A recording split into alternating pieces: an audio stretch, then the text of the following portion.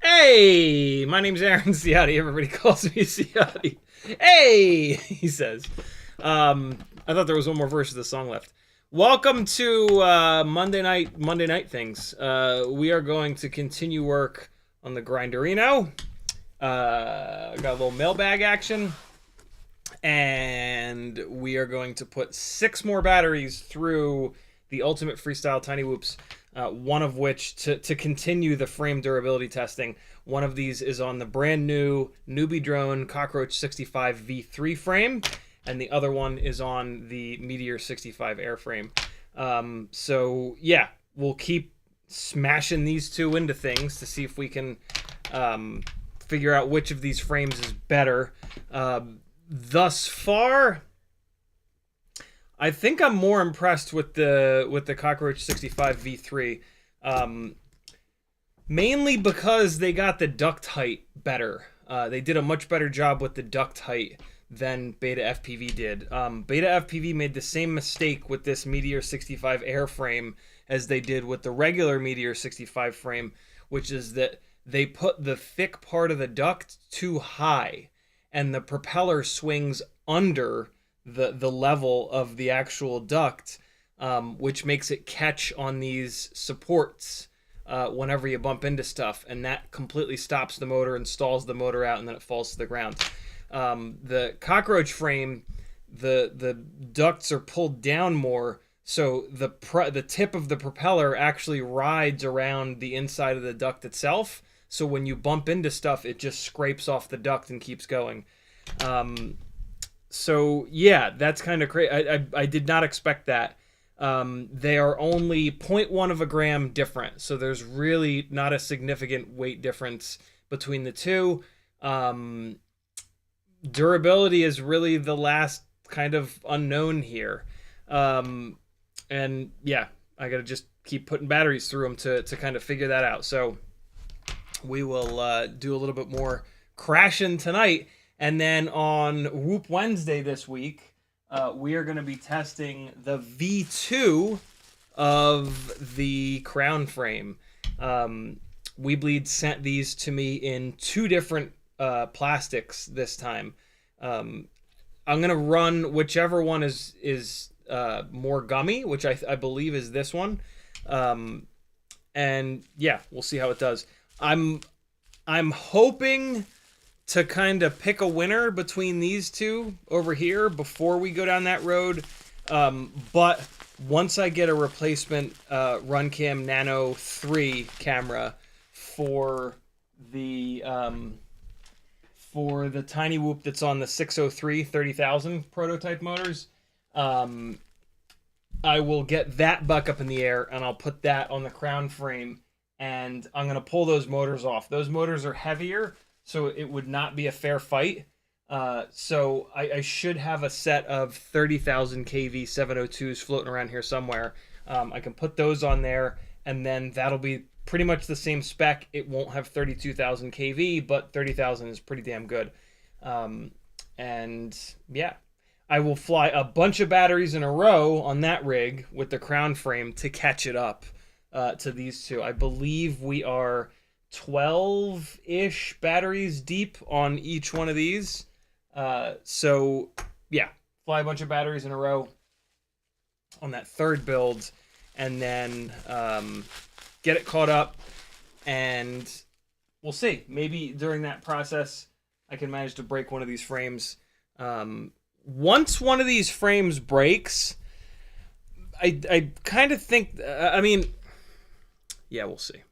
We'll see. I was going to say, I think that's kind of it for it, but like if the Cockroach 65 frame breaks, I might give it another shot, because I'm just so intrigued by the fact that the tips of the propellers are actually riding the duct properly. I was really impressed on yesterday's stream when I was able to bump into stuff and it didn't fall out of the air, and then I put the Meteor 65 rig and I did the same thing, and like every time it would just tumble out of the sky. So yeah, I think we're starting to get towards a conclusion. We'll see though. Hockey Rounds was first in the chat. Gage Stays Fly FPV was next. FPV Flyer, Bob Bruce, Freelojo, Frank Nicholas, Mick Mucus, Northern Tier, FPV Flyer again, FPV Super Trucker is here. Scott FPV, Skyblender, FP Avery, Maddie O, Adam Weston, Dayron, Douglas Otwell, Johnny Cat, Brandon's Baked Beans, Brandon Woodford, Mick Mucus, Safe Zone FPV, Cole Powers, Denzel the Terrible, Douglas Otwell. I think I got everybody. What's up, friends? Thanks for coming. If you want to talk, if you want me to read your chat comment, all you gotta do is type CiottiFPV, and when you do that, for me, it lights up in orange. You can do this with each other. If you type Scott FPV and you don't put any spaces in, when Scott looks at the chat, his name that you typed in will be orange like this, so you can get each other's attention. If you see somebody asking a good question, specifically if you see somebody asking me a question that didn't type CiottiFPV in properly, do me a favor and copy it, paste it, and tag me properly so that we can talk about it. Over on CiottiFPV.com, there's a whole bunch of there's a whole bunch of ways you can support me. Patreon definitely helps me out the most. There's an Etsy store and a Teespring with some fun stuff you can buy. Over on Fiverr, you can take a look at some of the instruction, one-on-one stuff that I offer. Flight instruction, help you fly better, help you tune better, teach you how to tune, and help you build better, tell you which parts don't catch on fire so you stop wasting your money. PayPal, if you want to support me directly, but you don't want to do a super chat where YouTube will take 30%. And then whole bunch of affiliate links. When you're doing an order on the internet, someone's got an affiliate link to that website. See if you can find it real quick before you check out. I have them for WeBleed, Newbie Drone, FPV Cycle, Amazon, Get FPV, Oh My God's website, Brain 3D, HD0, Flywoo, Emacs, Buying Good, Camera Butter, and AliExpress. Every little thing helps. Thank you, friends. What's this? Did I accidentally click the Flywoo button? I did indeed. What's happening there? There we go. Yeah, hey, we're also going to work on the Grinderino tonight. I forgot about that. That's the main thing that we're going to do. So, yeah, we got a bunch of stuff cooking. We're going to get it all rolling. Did I really put a nano camera on here? What did I do that for? This nano camera is going to have a ton of standoff in view. Why did I put a nano camera on here? This is a strange choice. What I have a couple of different Walksnail cameras. Let's not put a nano camera in here. That's stupid. That was a silly thing to do. One thing I've noticed about the Grinderino in some other people's footage is the top plate design. I don't love this. This is going in the wrong direction here, sort of. There is in most people's Grinderino footage, there is top plate in view because this goes this way instead of this way. So yeah, whatever camera I put in here, I'm gonna try to push it as far forward as possible to get that out of view. I hate the way I'm okay with props in view. I don't love it, but you can run gray props and they pretty much disappear. I can't handle standoffs in view or top plate in view. It just kills it for me. So I'm gonna do whatever I have to do to keep that from being a thing on this build. Most of the footage that I see with that with top plate in view is DJI V2. I don't know if there's like a really wide angle on that or something like that. There must be. I'm hoping that Walksnail does not have that situation. So I've got... Where did it go? There it is. So, yeah, I've got one of the V1 cameras, which is a big beefy bastard. And then...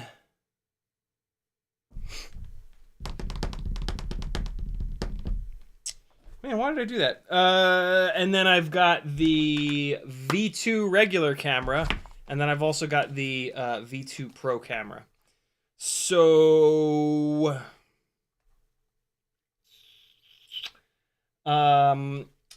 this is going to be... So from what I remember, which one is really good in low light? Oh, God, which... fart. Walksnail V2 regular versus Pro camera. I'm sure the internet's got my back. Standard version of the Avatar V2 camera is very similar to the original, while the Pro version comes equipped with a 1 1/8 Sony Starvis. Pro version excels in low light. That's what it is. Okay. Yeah. Right. And the standard is better in daylight. So...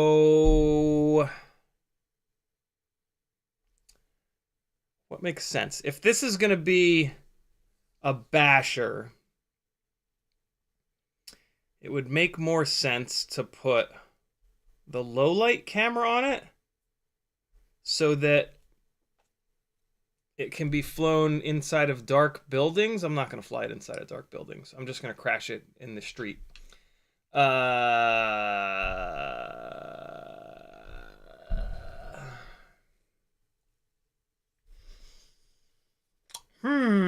Well, it's got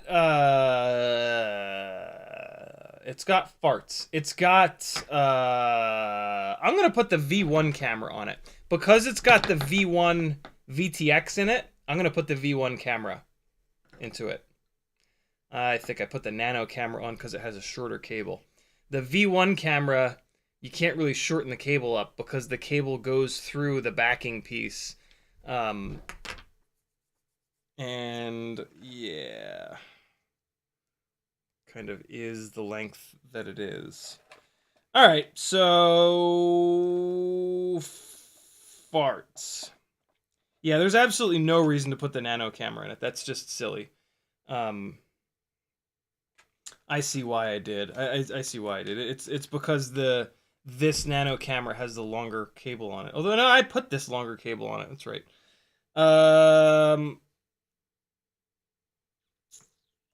Yeah, this is also a heavy build, so it's kind of silly to put a really lightweight camera on it. I will put the... I'm going to put the V1 camera into it. I'll take it off of here, and we'll put that in there. The cable's going to be a little bit long, but that's okay. That's annoying. I could have mounted this thing backwards. Why the hell did I not realize this until just now? Yeah, I could have mounted this VTX in the opposite direction. But mounting the VTX in the opposite direction puts the bind button towards the front. Who cares? It's the bind button. You're going to hit it once and then never again. But, you know. I mean, I guess I could reverse it. What's to stop me from reversing it? Nothing, right? I did cut out... Well, it is, like, heat transfer taped down.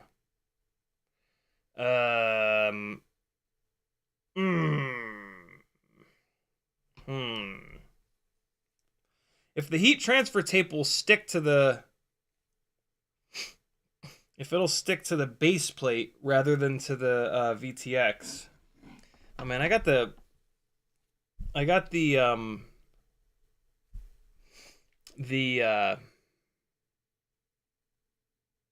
antennas all set up though. I guess I'll leave it and just swap the cable. Man, it feels so weird to leave it and not swap the cable.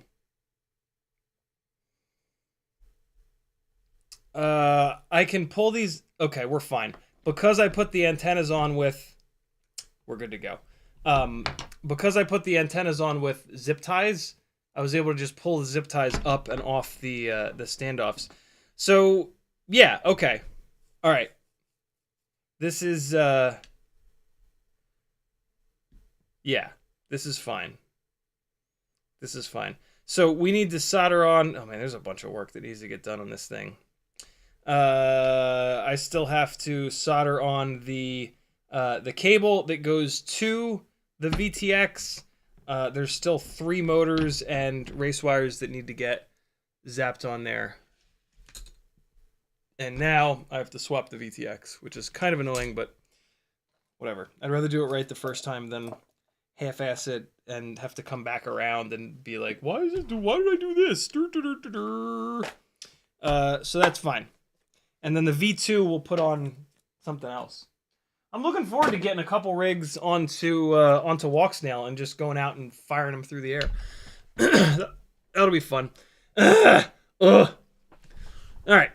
Gauge Stays Fly. So the folks that have tagged me so far in the chat, Gauge Stays Fly says, gentlemen and ladies, good evening all. Bob Bruce says, what's going down? Ciotti and the Gangly Gang. Skyblender says, evening gang. And Ciotti, I remember the first time I got a universal remote. I thought to myself, well, this changes everything. Matty ORC says, are those the 1804 XNova motors? I just ordered them today to replace my God 1604 motors, just not liking them. So the Gods, I believe, are 1605. What don't you like about them, Matty O? Because hopefully it's not a power issue, because 1605 should be have more stator volume. Cylinder volume calculator. So radius is so 16 is going to be 8 for the radius. Height is 5. So your 1605s have 1,005 units of volume. The 1804s are going to have, no shit, 1,017. Okay, well that's cool. So the 1804s will have more stator volume, but I don't know if, I don't think that they'll make the same power. I think the Oh My God motors, oh boy.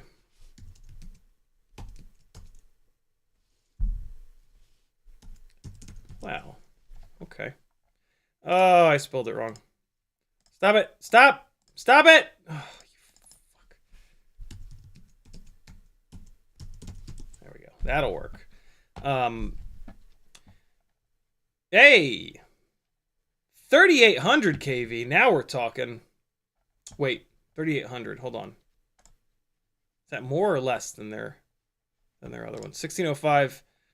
30, so they've got 3,600. So the XNova 1804s are 3,500. I think they're 3,500. Let me double check. Yeah, they're 3,500. So yeah, you're going down in kV a little bit. Like I said, hopefully power is not the reason that you're moving away from these, because that difference in stator volume is not enough. The fact that this is 1605, the 5mm tall stator, even though it's only 16 wide, but the height of the stator does more than the width of the stator. So I think that these 1605s should make more power than the XNova 1804s. But I mean, it's tough. Like that's not a. Oh, so now they're doing 3,800. That's even better. Yeah, the height of the stator is more important than the width. These right here will definitely make more power than the XNova 1804s. So yeah, hopefully there's something else that you don't like about them. Although you never know. There are a lot of different so like the stator size and the KV, those are the two big ones that have the most effect on the way that a motor performs. There are a ton of other things that affect it. Air gap, the strength of magnet that gets used, the thickness of the magnet, thickness of the flux ring. Those are like the next big, the next level important ones, and then there's all kinds of other nonsense that Ryan Harrell's told me that I can't necessarily remember right now. But yeah, you never know. It's there are just so many factors that go into how a motor works and whatnot. You might love the XNova 1804s. I certainly do. I've had such good luck with them.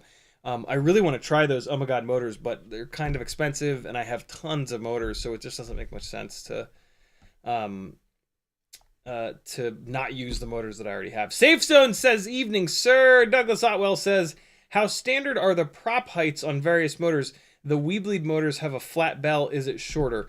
The WeBleed motors, the TinyWhoop.com motors are both made by Happy Model. So everything about them is not everything, but pretty much everything, including the height of the motor, is the same. There really is no standardization whatsoever for motors.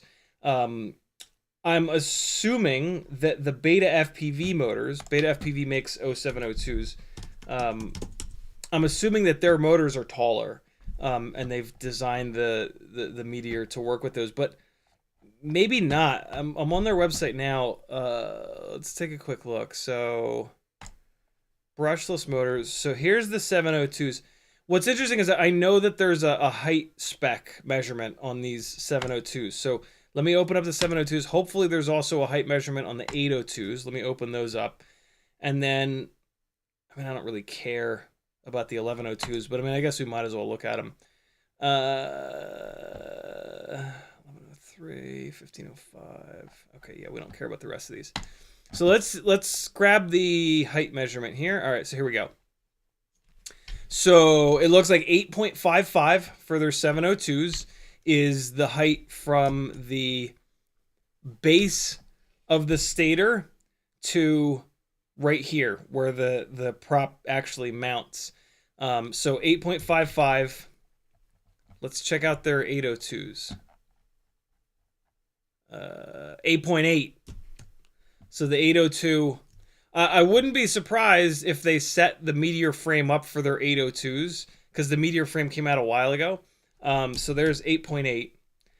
Let's take a quick look at the 1102. Maybe they have that same measurement here. They do. What? No, that's the, okay, no, that's the whole height. So let's take 13.6 and we'll subtract 5. Well, that's easy. 13, 12, 11, 10, 9, 8. So 8.6.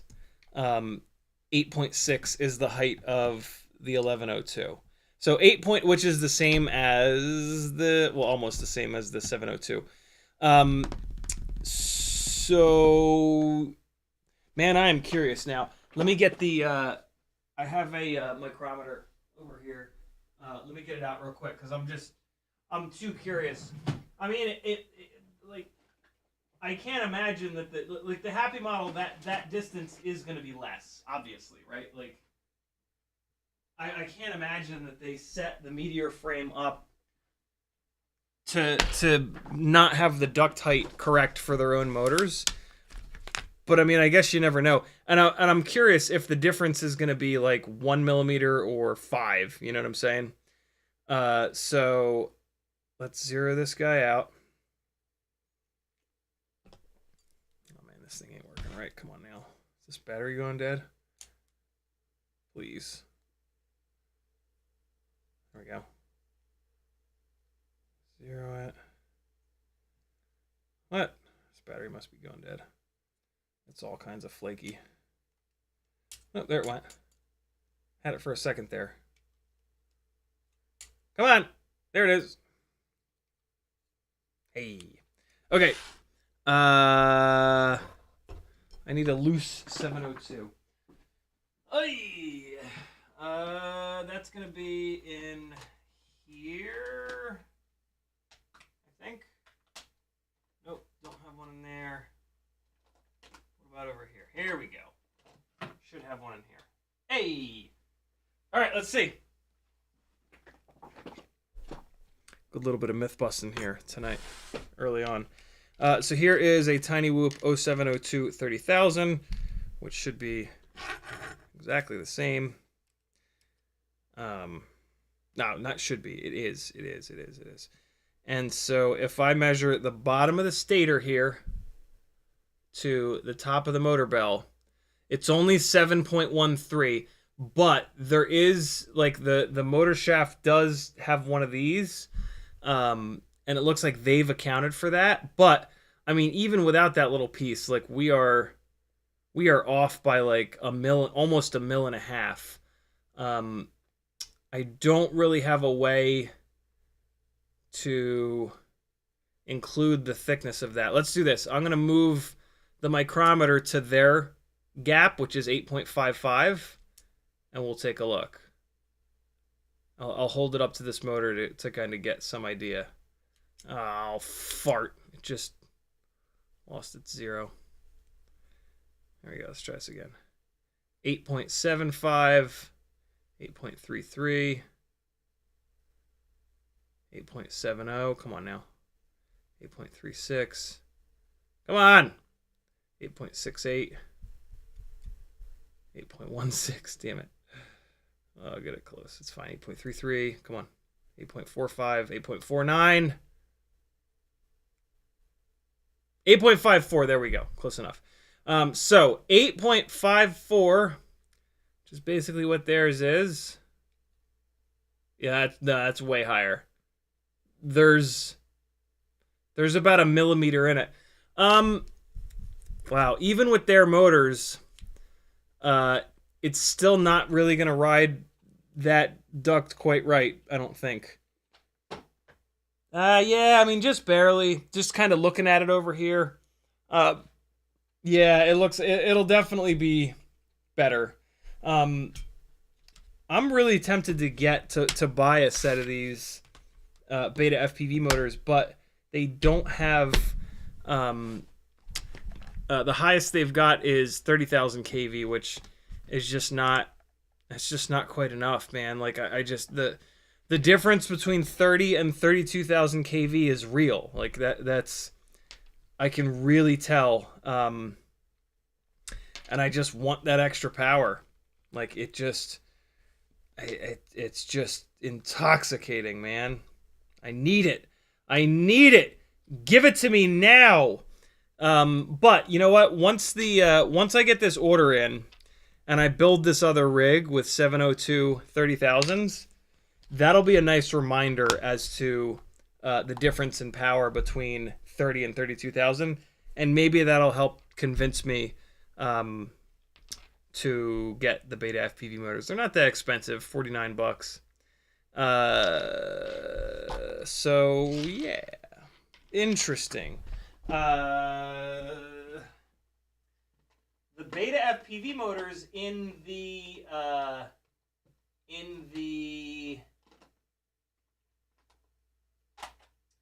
newbie drone frame would be awesome.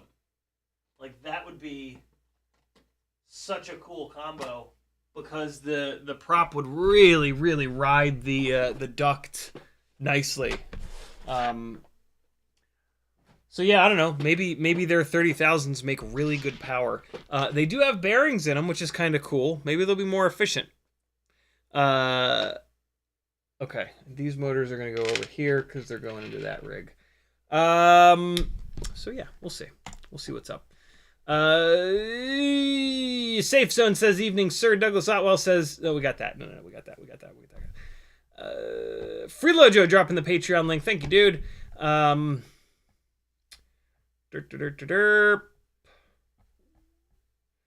McKinley says, pro camera. CiottiFPV says, the pro is the one with good night vision. Thank you, fellas. And Matteo says they had enough power. He also says, I had 2 motors quit on me, then one crash snapped bells off 2 motors. Jesus. Oh, that's scary. Those motors are made by RC and Power, and they've got 3mm motor shaft. Those motors being the God 1605s. Wow. That does not sound very durable. I'm really interested to see how the XNovas are for you. I've beat the living balls out of these XNova 1805s, and they've just laughed. So yeah, maybe you're crashing in a way that's really hard on the motors. I doubt it.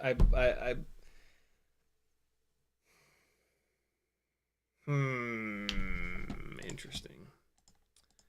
Very interesting. We'll see. We'll see.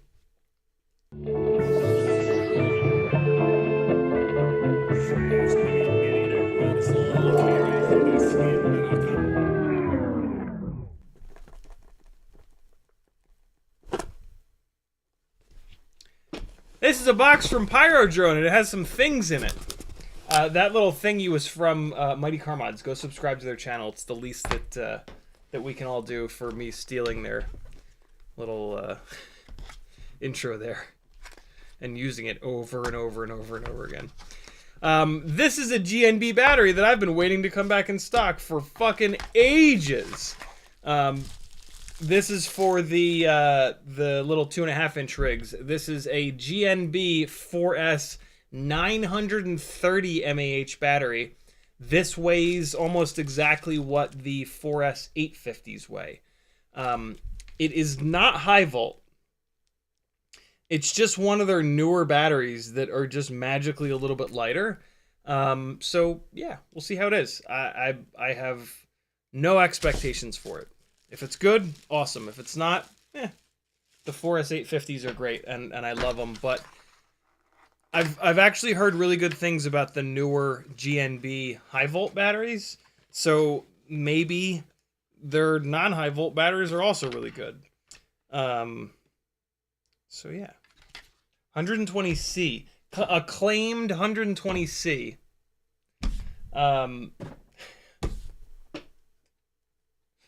Sorry, GNB, but for a small battery like this, that's just silly. Let's be real here. this is a Lumineer Micro Axi 2.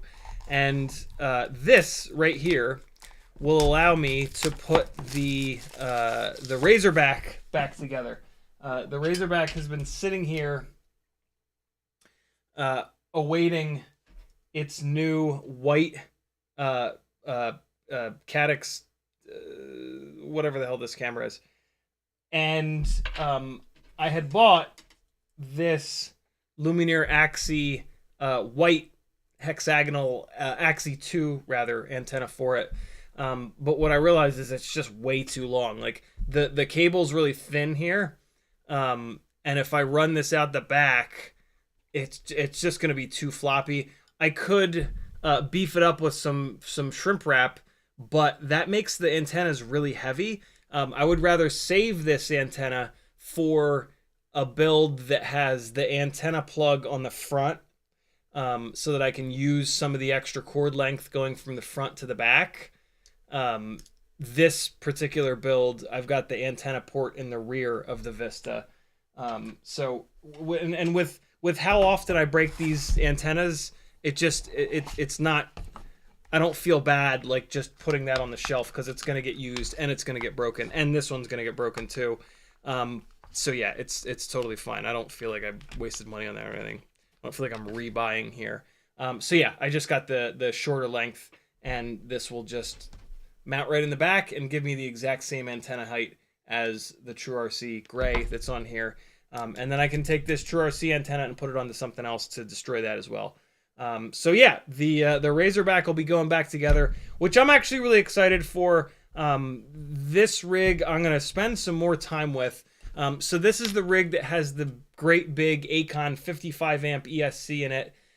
It's set up to go really fast. It's got the 40-degree Hero 10 mount on it, and I want to fly this a bunch more. And it's got these big ass FPV cycle 2506 motors in 2150 kV with 6S. So yeah, this I want to go fast. I want to go fast. I want to just go really fast with this rig and see what the run times are like, put big batteries on it, really push these motors. It's the Razorback, and the Razorback in the Expanse is a really fast ship. So this is a really fast ship. And yeah, flying really fast like that is like a whole different thing.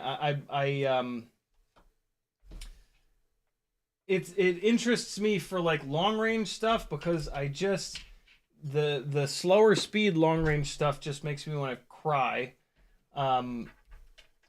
Typically you go up to like a 7-inch build to do that stuff, so that you can go fast and you can put the nose down. But 5-inch, if you're looking to go fast, you want to put thrust out. All right. So if you want to go 120 miles an hour, you have to blow thrust that's at least 120 miles an hour, right? Probably you need to blow thrust that's 150 miles an hour. When you increase in prop size, you blow a bigger area of thrust, and you blow more, right? Because thrust gets measured in grams. It gets measured in force, right? Thrust gets measured in force, not speed.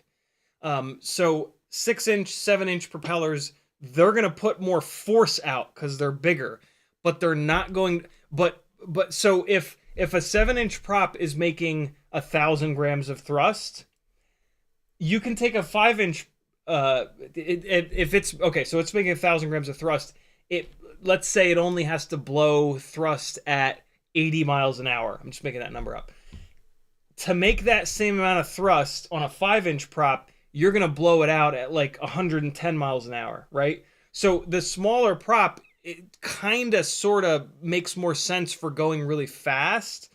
The other advantage is that it's 5-inch or 5.1 or 5.2, whatever.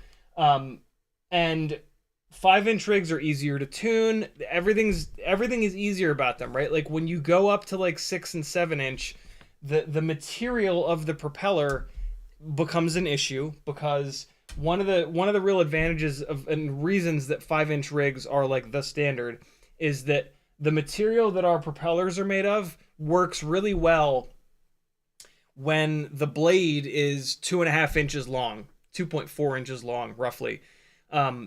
When you take that material of plastic and you make the blade 7 inches long, the resonant frequency of that blade, and these things resonate all the time, they're vibration machines, is down lower in the frequency range, which is harder to filter out.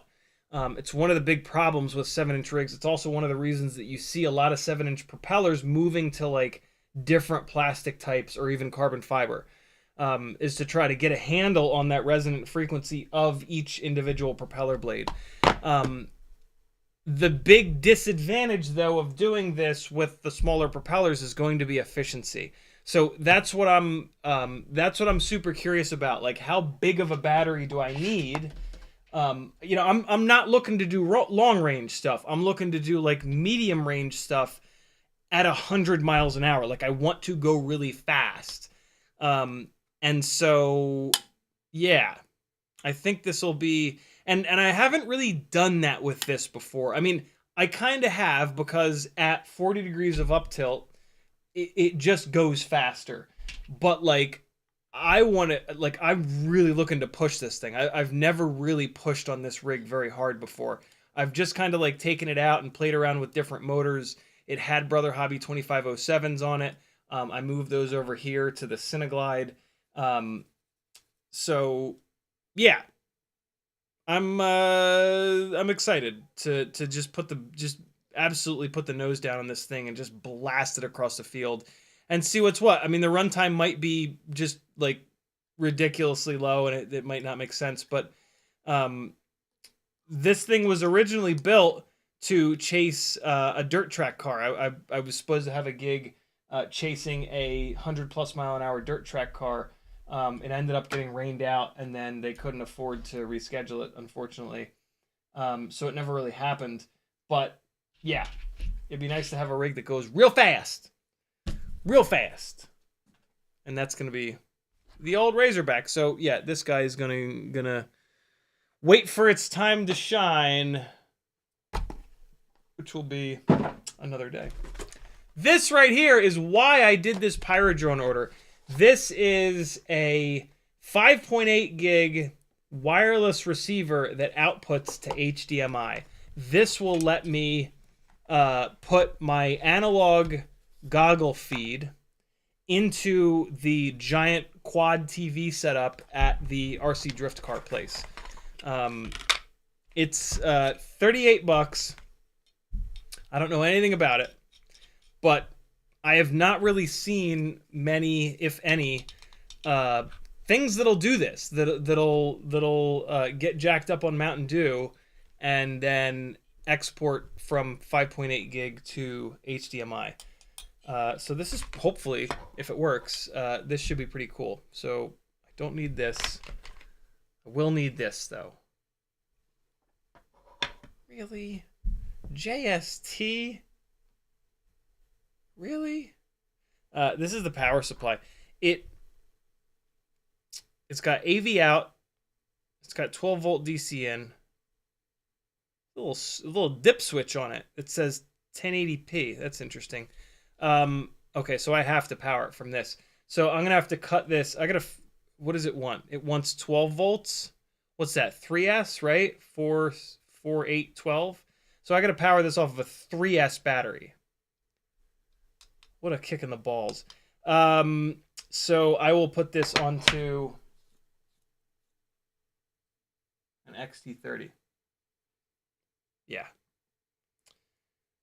Well, that's annoying. Why would they? I wonder what's going to happen as that 3S battery sags, as it discharges. You know what I mean? We'll throw an XT30 on this tonight, I guess, because I want to use this Thursday.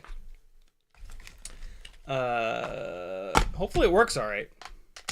If it doesn't, I'm gonna kind of be pissed, because I've been wanting to put my flying up on the big screen there for a while, and I could not really figure out an easy or cheap way of doing it. So Hopefully this fits the old bill.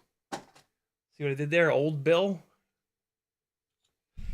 Cool. All right.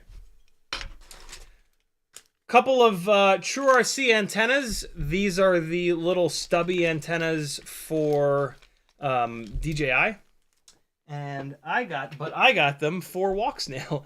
They're just RPSMA. I think that's RPSMA. Right-hand circular polarized. And I hate these top. These top antennas came with these Walksnail goggles, and I just don't like them. The main thing I don't like about them is that they spin. And that's usually not great when an antenna just spins like that. It could be okay, but usually it's not. So I'm going to take these guys off. And I also just don't like the way that they look. And I did get the right ones. Cool. Oh, yeah, that's much better. Yeah, that matches the Menace antennas, too. Yeah, buddy. That is a good-looking set of Walksnail goggles that are now out of date since the new ones came out.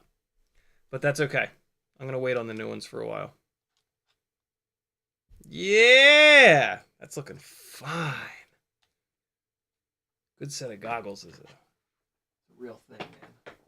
It's exciting.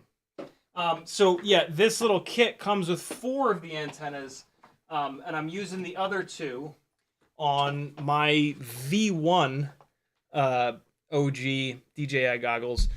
These are going to start to get used again because my V2 helmet, DJI helmet goggles, are going to get flashed with the firmware for the O3 air unit that I have once the newbie drone little 75 mil rig that carries the O3 air unit comes.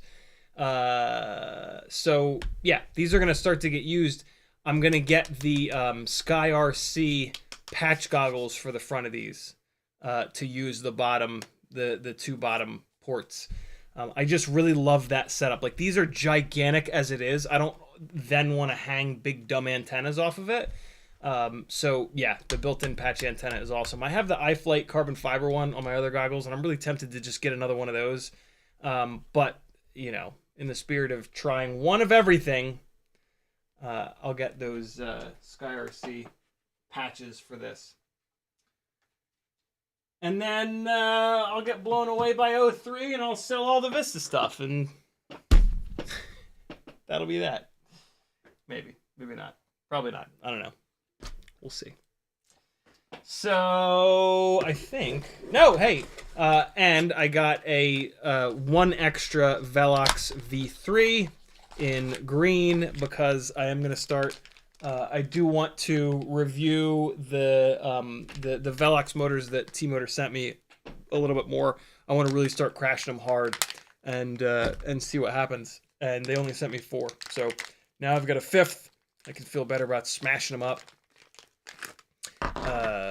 And then yeah, someday, these motors will go into a giveaway. But in the giveaway, I don't want to give you like 3 good motors and 1 blown up motor. So I always like to have an extra. Cool. Cool. All right, so get in there. Get. Okay. They seem pretty good so far. I crashed that rig pretty good that day that I had it. The day that I had it out, and I left a couple big ass dents in 2 out of the 4 motors. So I've already given them a pretty decent bash, but it's just not enough, man. I want to. I like to feel like I've just absolutely eviscerated a set of motors before saying like, "Hey, these are durable. These are good. Get them." Does anybody know offhand? Are these stainless steel shaft or are they titanium shaft? I'm pretty sure they're stainless shaft. Does it tell me on the box? It's not going to tell me on the box. What do these Veloxes cost? Anybody know? I should know. It's on the receipt. If they're less than $22, then it's a stainless steel shaft. All right. And that was my power drone order from the other day. I need to do, after this stream, I really need to do one more order. I've decided that I am going to get the Happy Model Cross AIO to give it a shot, and GetFPV sells that, so I can do an order from them rather than Race Day Quads, which makes me happy. Let's see. Oh, they don't put the prices on their receipt. That's annoying. Velox V3. I'm pretty sure it's a stainless steel motor shaft. $14 each for the Velox V2. Metal Anderson says, yeah, that means they're stainless steel motor shaft. T motor Velox V3. Let's just confirm it real quick. Or not, because GetFPV's website is super slow.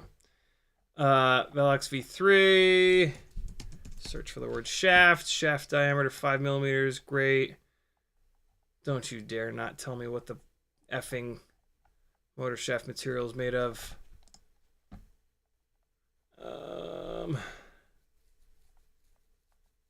Don't you dare. Don't you dare not tell me.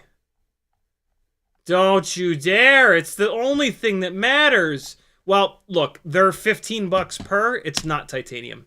It's stainless steel for certain. There's just no way to make a $15 motor with a titanium motor shaft. So, yeah, they're probably not going to be super durable, but I don't know. Maybe there's a different grade of stainless steel that's stronger than it used to be, or something like that. I don't know, but I doubt it. Cautiously optimistic, though. All right, let me get caught up on chat, and then we'll start doing some twerking. William Loesch says, which motors would you recommend for a 4S Quadmula split 3-inch build? I'm going to put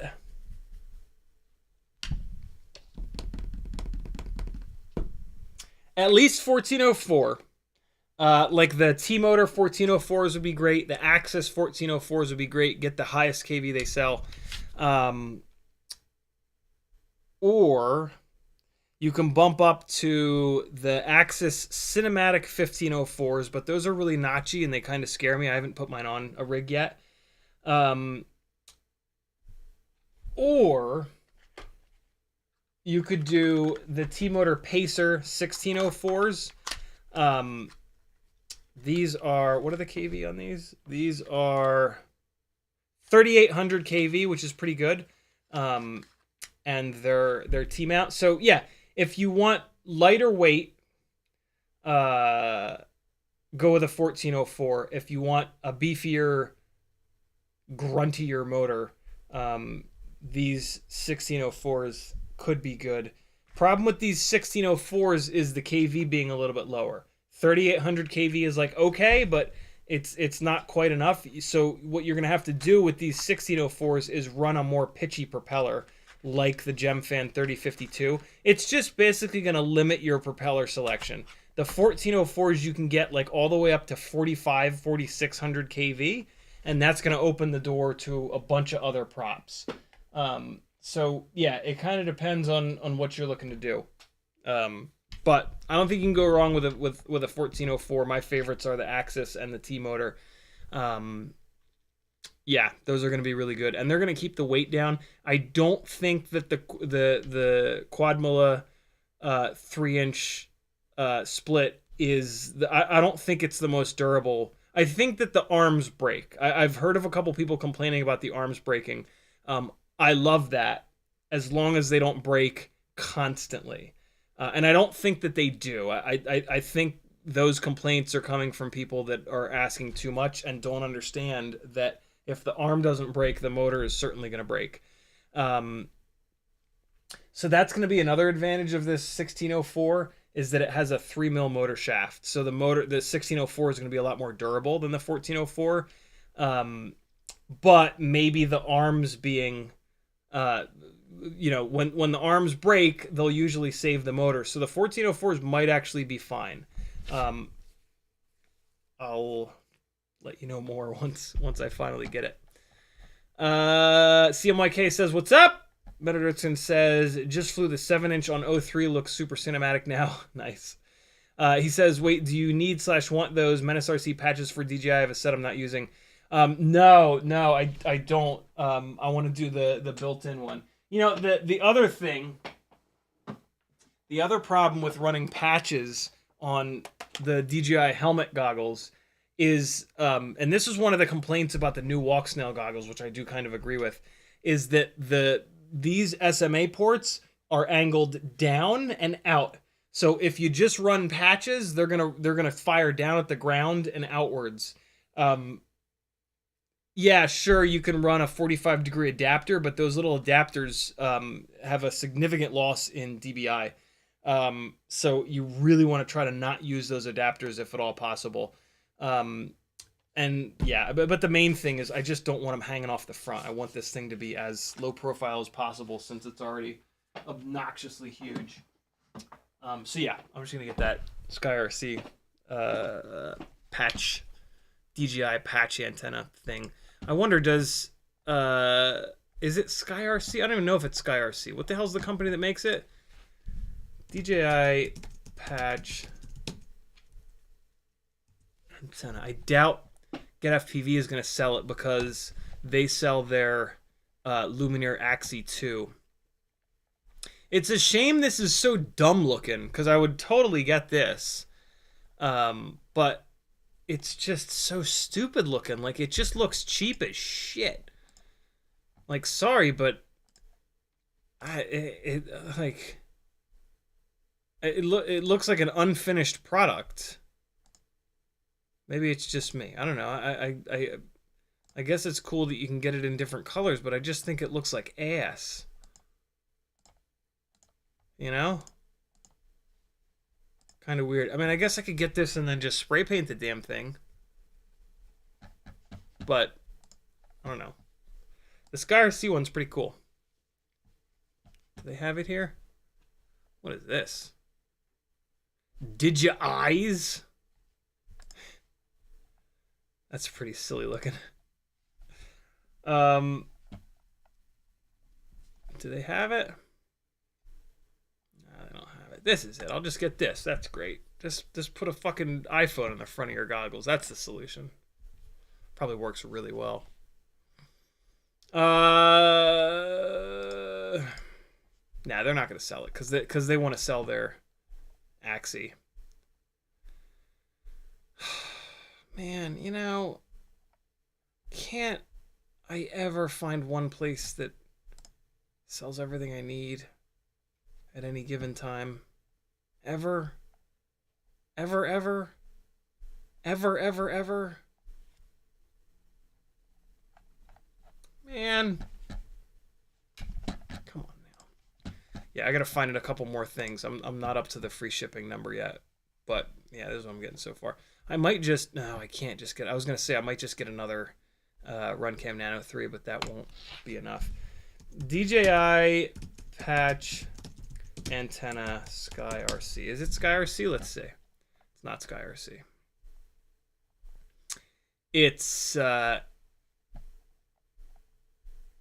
SkyRC. It's...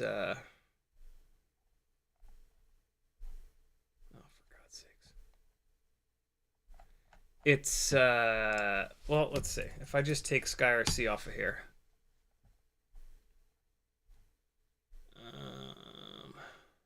There it is. Flyfish. That's it. Flyfish.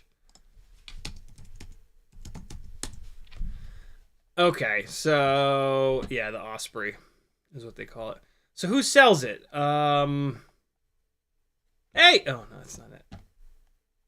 I was about to freak out. I was like, yeah, they do sell it. Oh look, AliExpress sells it for $7.89. That's not too good to be true or anything.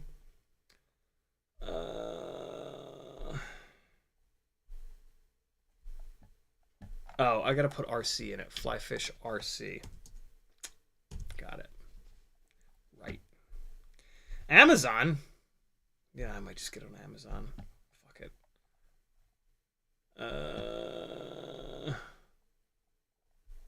Let me get it off AliExpress. I'll get it in 2024. There was a website that sold the damn thing. Where is it? What? There, one of the... Is this it? I guess it was Race Day Quads, wasn't it? I was going to say, I think it might be Race Day Quads. Come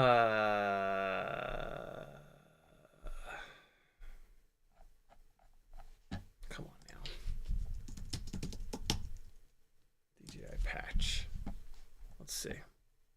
No, it's not. Was it Pyrodrone? I bet you it was Pyrodrone. DJI patch. What? Was it Newbie Drone? I bet you it was Newbie Drone. Oh my god, it's... Where the hell did I see it? I'm just gonna get it off Amazon. This is bullshit. This is absolutely ridiculous. Or that Amazon link go. Screw it. I'll have it in like a day. Oh, tell me they don't... Tell me they have the white one, not the stupid yellow one. I don't just want... Wow, 5680. That's a bit much, isn't it? Look at that, though. Look how cool it is. Isn't that neat? It's got those markings on it, and I can put my sticker, like, right there, maybe. Nah, actually, I'll put my sticker on the... I'll put my sticker on this side to cover up Flyfish RC Osprey. No, they just... no. Protection, you jerks. I'm going to look around to see what other... I know there was a website that had the damn thing. I know it. I know there was. What if I search for, like, this? What if I search for that? It is Pyrodrone! I fucking knew it! I absolutely knew it. Oh my god, and it's 20 bucks less.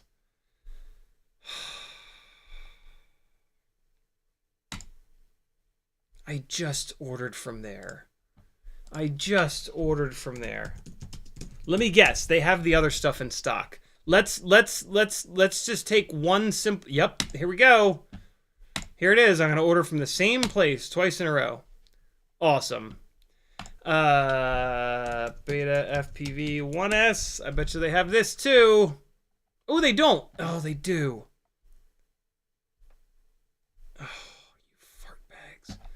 I wonder if they have the Happy Model Cross. Is it called Cross?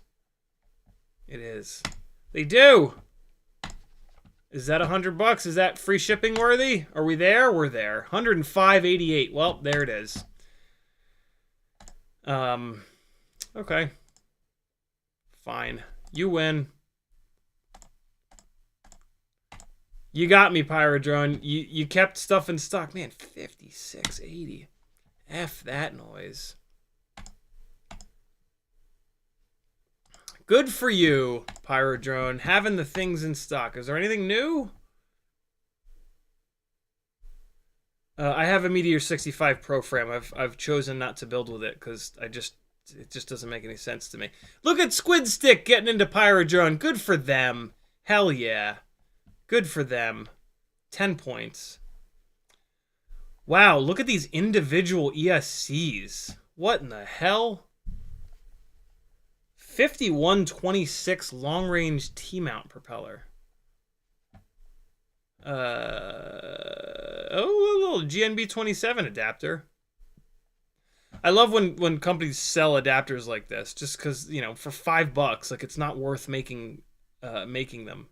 Just order them. 300 mAh high volt little fat boy battery. I wonder if that's the same cell as these Emaxes that I'm selling 6 of. Interesting. $460 for these Avatar HD goggles. Good lord. That's a lot of dollars.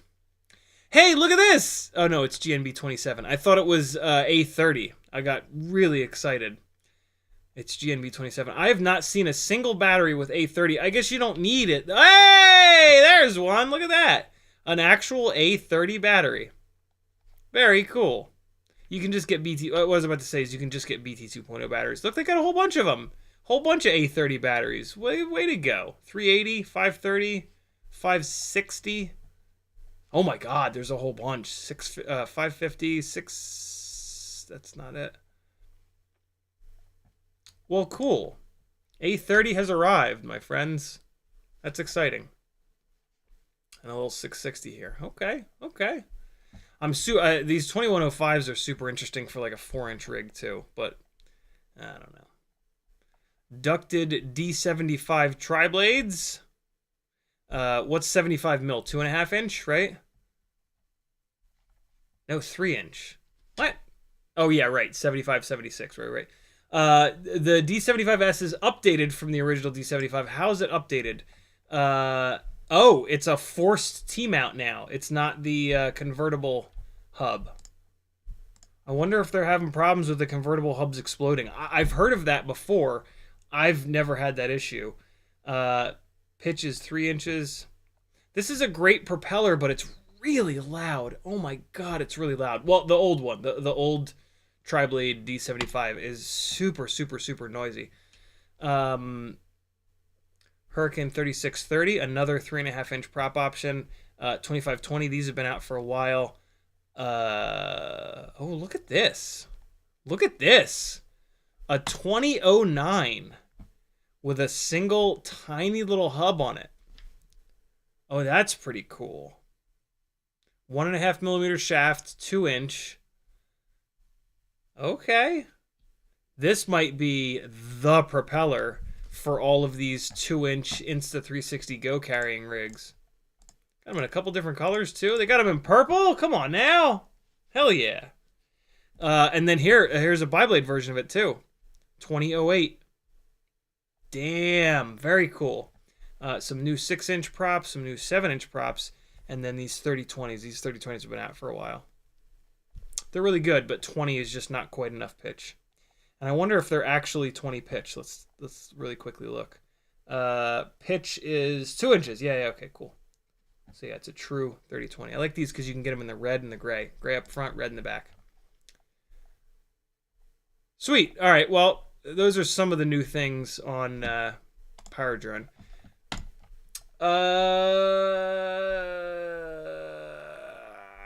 Matt Edwardson says they do look pretty stupid. I put a picture in Discord live stream channel. Let's take a look.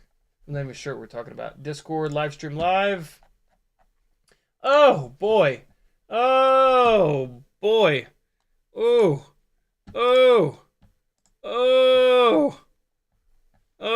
Look how silly. Yeah.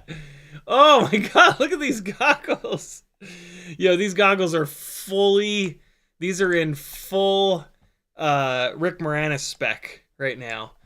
You've got the digidaptor off the side. I didn't even know they made it off the side like that. With the big old antenna and then the Menace is hanging off front. I mean, I'm sure they work. I'm sure it works great like that. But yeah, for like what this sounds nuts, but stay with me here. One of the biggest problems I have with hanging antennas like this is that every single time you put these goggles away in your bag, you have to take these antennas off. And these SMA connectors don't have, like, they last a long time, but like I just don't want them to wear out. So I always try to get a goggle set up that I don't have to take any of the antennas off completely. On these guys, you would think that I had to do that with these to stick them in the bag, but I actually don't. All I do is do a quarter turn on this antenna, and then it wraps like that, and then they go right in the bag like this. So I don't have to fully remove this antenna every single time that they go in the bag, and then just a little quarter turn and bend that guy back up. So yeah, I always try to do that. Sometimes you kind of can't, but if you're stubborn enough, you certainly can.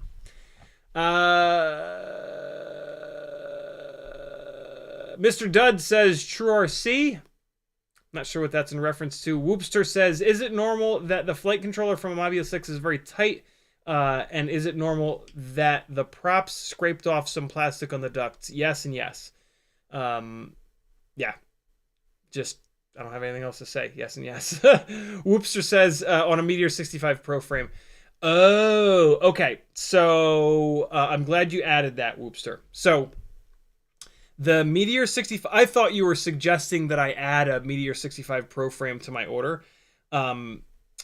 Okay, so the Meteor Pro frames are designed for the cross style. Where was that tab? What? Oh, it opened up a separate. Oh, it's in the Discord window. God, am I dumb sometimes when it comes to computers.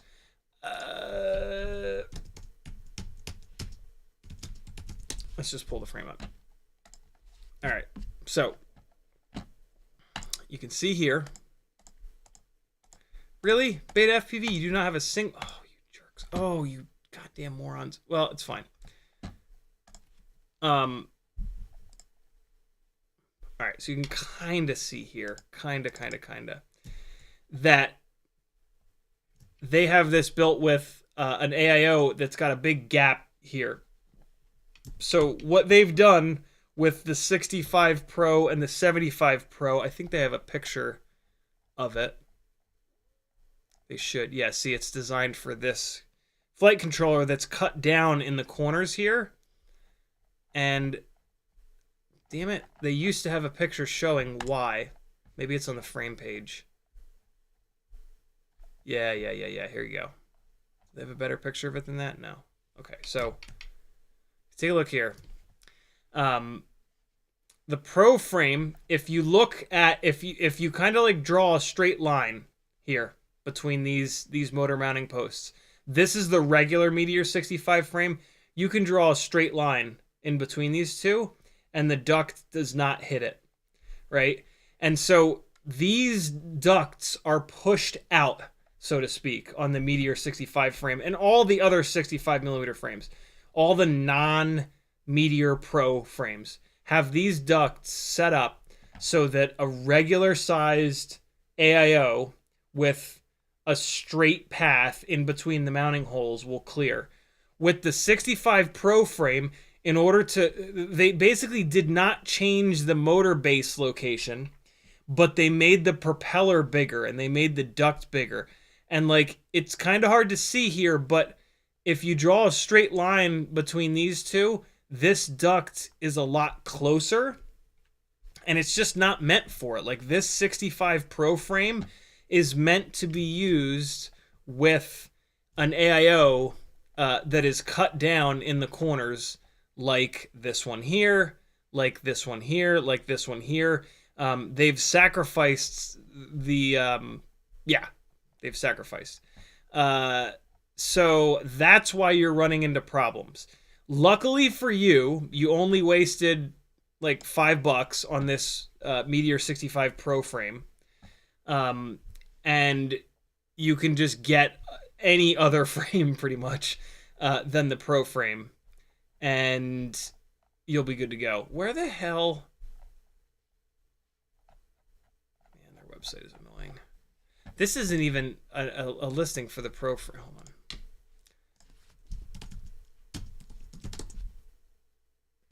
Yeah, the Pro frame seems like a good idea, but in actuality, the slightly bigger prop size doesn't really help anything. And the frame is less durable, and it just, it just, the benefits are, and there's, the biggest problem is there's no bi-blade propeller for it. And the bi-blade propellers are just amazing. So yeah, get rid of that Pro frame, spend another $4 or $5 on any other frame, and you'll be way happier. Having the non-cut down AIO and a Pro frame is going to lead to, here you can really see it. If you draw a straight line here, you can really see how close the duct gets. Right? So you're actually bending this part of the duct out. And what it's doing, having these ducts pushing in on your AIO, is basically hard mounting the AIO. So all the vibrations are going to drive into that gyro, and you're going to have a hard time getting a really locked in PID tune on it. So yeah, bail on that Pro frame, in my opinion. I've tried them.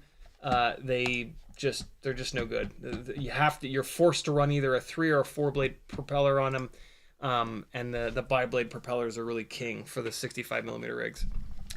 Kevin James says, why not a RunCam Nano 3 Racer? I don't even know what camera that is.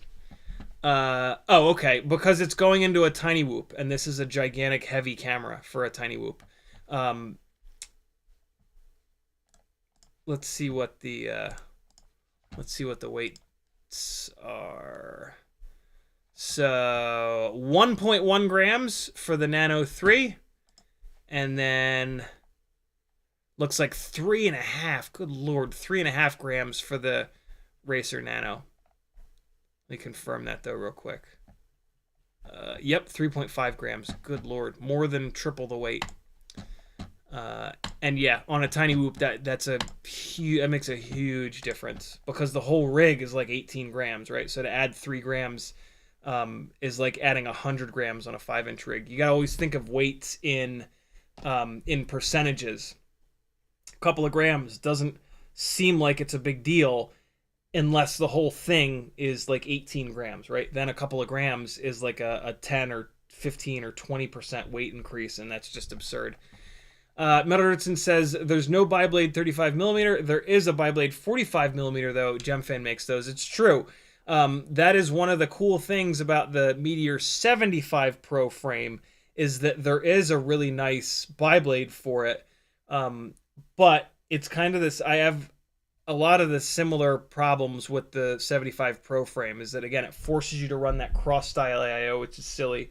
And then, we just kind of don't need it. Like the 75mm rigs have plenty of power. We don't need more power.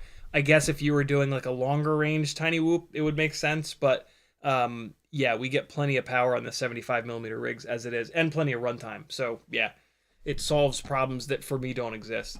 CMYK says, I like the RunCam Nano 3 so far, running on my 65mm rigs right now. Yeah, it's awesome. I mean, it's just super lightweight. And it's just good. Off Axis says, do you use GPS return to home on your Cinewhoops? I don't have GPS on anything, so I've never used GPS return to home. I've used it on the Mavic though. Man, is it nice to just hit come home, and then when it gets near me, I turn it off and fly it in. But it's just cool that it'll just and come back to you. All right, enough jibber jabber. Let's put these tiny whoops up in the air, because I really want to get some obliteration on them. We might not fly all 6 batteries. We might just fly a few, but I want to every stream I want to do a little bit of ass blasting of these 2 frames to try to break them, see where they wear out. Here we go. Oh, and I moved the big beautiful WeBleed FPV gate to a slightly different spot, which could be kind of cool. We're gonna find out in a minute. Here we go. Man, I ain't gonna get shit done on the Grinderino tonight.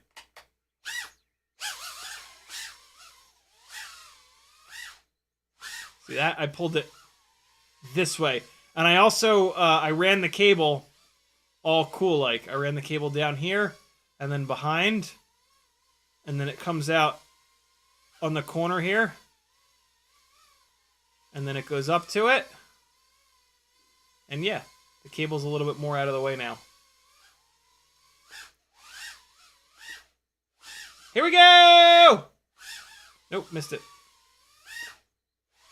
I just waited a little bit too long. I was just addicted to the throw. Oh, yo, I like that distance a lot. Oh yeah, it really lets me like lay that out. Oh, that's different though. Doing it at that little 90 is a lot different now. Let's see. Nope, I was way off with that one. So 2 different kind of fun ways. I'm really having a ball figuring out how to do these 90-degree I don't know. Is it a 90-degree Ciotti loop? Not really, but it's you can do it like this, like a proper kind of power loop almost, or you can just do it with roll. There we go.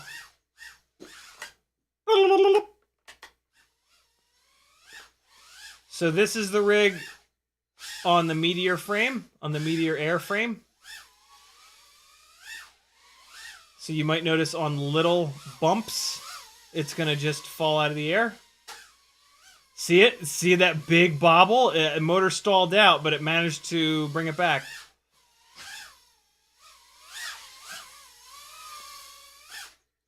Oh. Oh, twice in a row. Get the hell out of here. Come on. Ah, come on. Ooh. Not flying terrible tonight. That's kind of nice.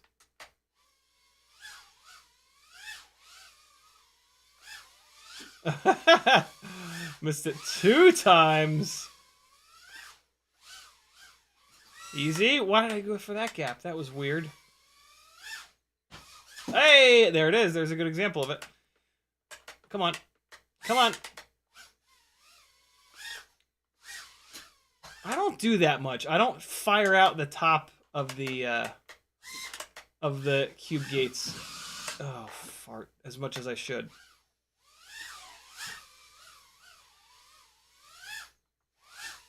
Hey, that battery's way dead. Easy, buddy. Don't die. For real. Forever. Don't die forever. Let me fly 2 in a row on this. Last night I went A, B, A, B, A, B, A, B. Tonight, let's go A, A, B, B. What do you think of that? That makes sense? FP Avery says, I've been trying different sims out. What sim do you like best for just playing around in, not for racing or anything? Velocidrone has the best physics. So I have a really hard time flying anything other than Velocidrone since, like, the sim physics are already not perfect. So to me, flying the one that's as close as possible is kind of the move.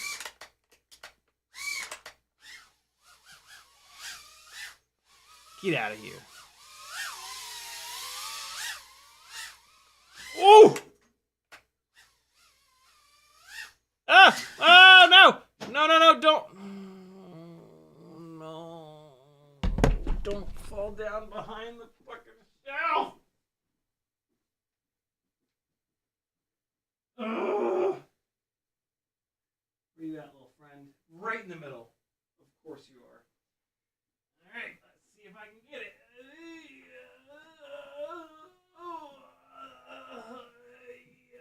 Oh, it's stuck on the wires. No. No, no, no. No. Alright, you're good. Fine, everything's fine. It's fine.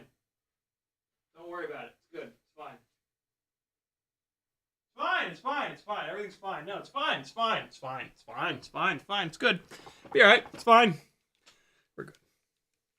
Here we go. Come on. Oh, God. Woo!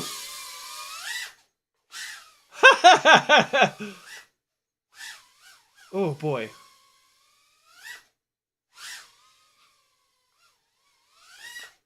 Oh, so close. Ah.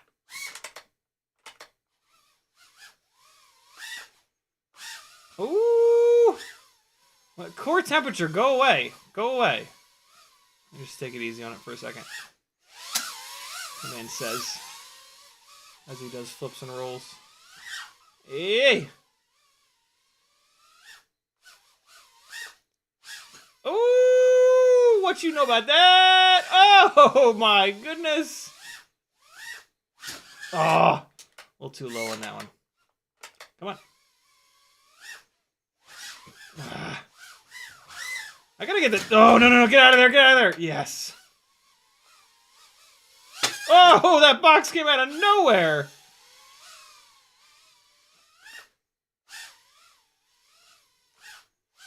And I'm really used to the distance that these two used to be from each other, and it is messing me up. That's all right though.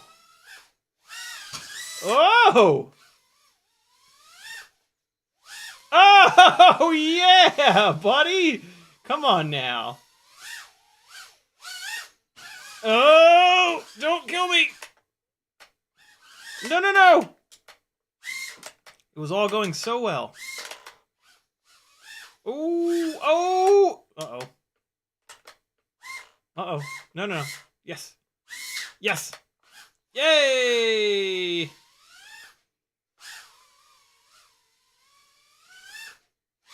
There we go. I just have to sit on the throttle later. Wow, that flew all... That crashed all the way over here. Oh. Come on. Easy. Battery's done. That core temperature warning being on all the time is very annoying. There is... One of these AIOs has had that problem in the past. I guess it's this one. Yeah. Annoying, but whatever. All right, we're going to do two more real quick, and then we're going to dive into the Grinderino. It's already 11:30. Jeez. I wasn't going to do anything else tonight, was I? Mailbag, Tiny Whoop, Thrashing, and Grinderino. Kind of hoping to finish the Grinderino tonight, but I also absolutely knew that there was no chance in hell of that happening. So, you know, there's that. Here we go! Now this is the newbie drone. Cockroach 65 V3 build. Hey, let's just smash into everything.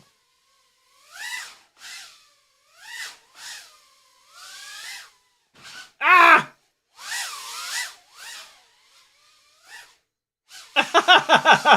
That gate, I knew that gate was close.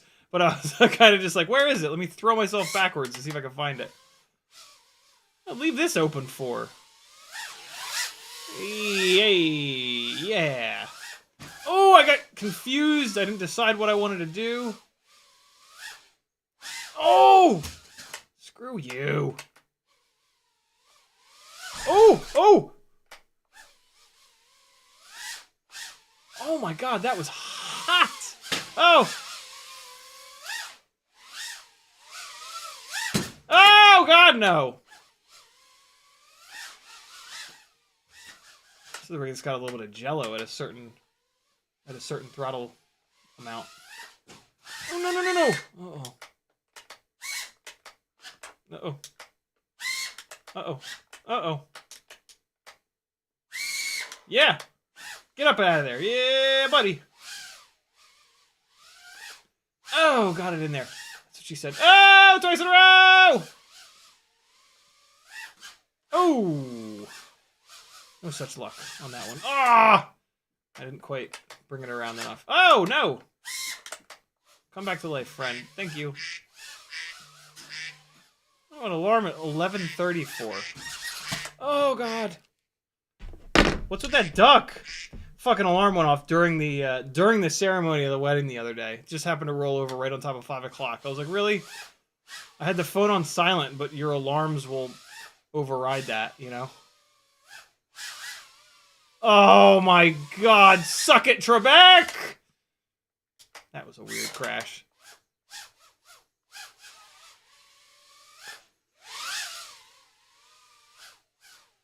Oh, I thought I could drop it down into the cube. I was wrong. Oh! Ooh, that was a hard hit. Oh, so was that! I tried to, like, cut the corner, basically, and almost cut my head off. Ah! Come on! We can do this! No, we can't do this! We can do this! We can't do this! We can do this! Hey, hey, hey, easy, easy, easy, easy. Ah, yes. Oh, come on. Come on, let's get the impossible Matty flip. Oh! Wow, it looked like smoke. I hope it wasn't. I doubt that it was. No, no, no. All right, impossible Matty flip. Here we go. Ugh! It looks so cool when I get it right. But I have to blip the throttle 3 times. I have to blip it once to throw it up into there. I have to blip it again to kill the forward momentum. And then I gotta blip it again on the ground, down low, to keep it from hitting the ground. Really, really, really difficult. All right. Last battery of the live stream, and this is again on the Cockroach 65 V3 frame. Really impressed by this frame so far. I swear to God, it feels like this rig has more power than the other one. I don't understand why. Wait, no, this is the one that was feeling like it had less power, and then I made the repair. So I guess that that wire really was limiting it, because this thing. Ah! This thing's got plenty of power now. Thought I might have been Stevie Wondering it.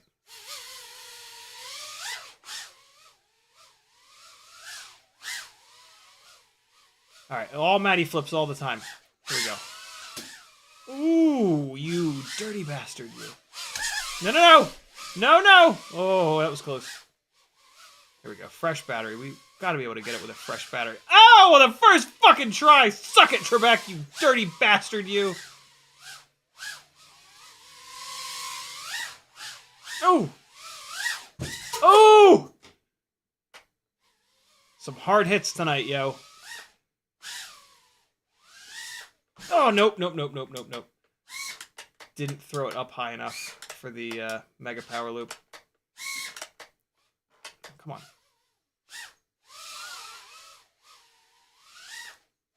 Ooh. Oh! Ceiling time. Ooh, wow. Yeah, big hits, big crashes. Lots of them. Oh, dong. Oh, no, no, no, no, no, no. Fuck you! Oh, it's like a fucking magnet, this IKEA Calac shelf. It's like a goddamn magnet for the quad! It dropped in the exact same spot. Man, my stomach is upset. My stomach is very upset. Maggie put the Halloween candy in a big bucket tonight. And so all I've eaten all day is just Snickers bars and Kit Kats. And actually, I guess I didn't eat a Kit Kat. I had like 2 little fun-sized Snickers bars, though. I had a 100 grand. And I was reminded that every year around Halloween time, I eat a 100 grand bar. And I go, oh, okay. I remember eating this last year. It's not bad, but it's just kind of like, yeah, I'll eat this again in a year. Oh, that was a little dinky crash. I don't know what happened there. Stop that! So those are crashes where I'm hitting it hard enough to stall one of the motors out. This is the frame that does a better job with that. I mean, that's always going to happen, right? Like, if you hit the damn thing hard enough, it's going to stall the motor out. These motors don't... Ah, I was too... Oh, now I'm going to have to go get it. Yep. I was... I don't know. I did it wrong. I just did it wrong, guys. I just did it wrong. That's all. I did a bad thing. There we go. All right. Let's finish strong here. A good night of fun. I was... I won't say I was on fire, but I was not... I was not icy cold. Ooh. I tried to shoot the monitor gap there and absolutely failed miserably. Let's try it again. Jesus. Oh!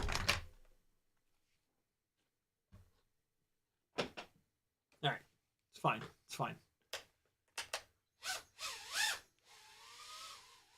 Let's try it again.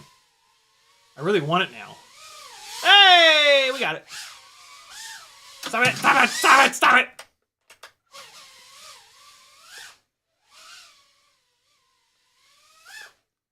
Oh, I tried to let it just throw itself back into the into the cube of doom. Oh, oh.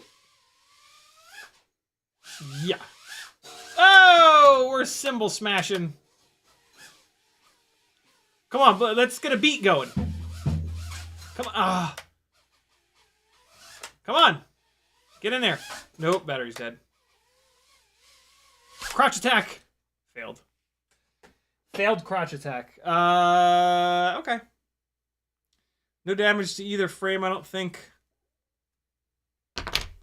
I would say that I've probably beat this newbie drone frame up worse.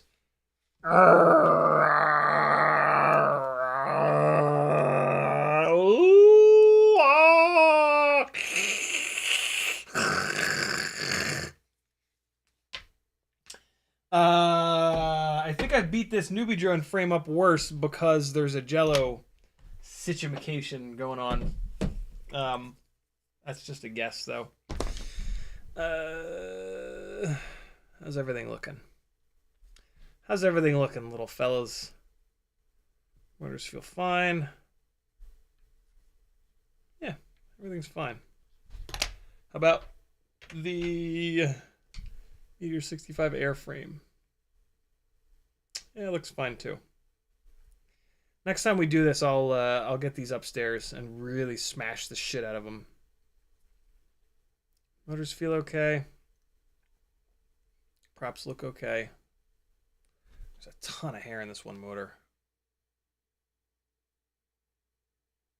Yeah. Hold on.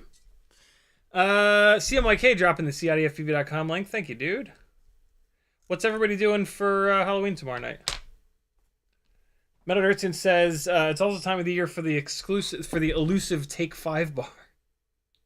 I don't know if I've ever had a Take 5. I've certainly seen them. Do they only pop up around Christmas time? I thought they were just like in gas stations all the time. But is it the same kind of situation where like nobody gets them? What's the other one? The whatchamacallit bar? That's another one that like... I'm sure that there are diehard people that love them because otherwise they wouldn't be in gas stations anymore, right? If they didn't sell them, they wouldn't continue to put them on the shelf. But yeah. Come on now. Get out of there. Get out of there, hair!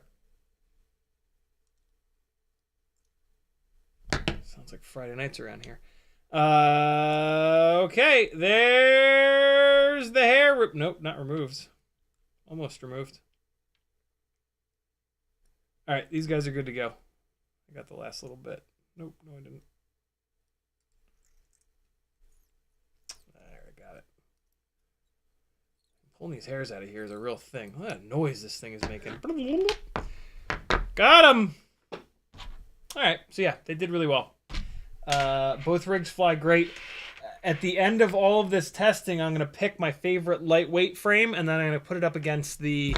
the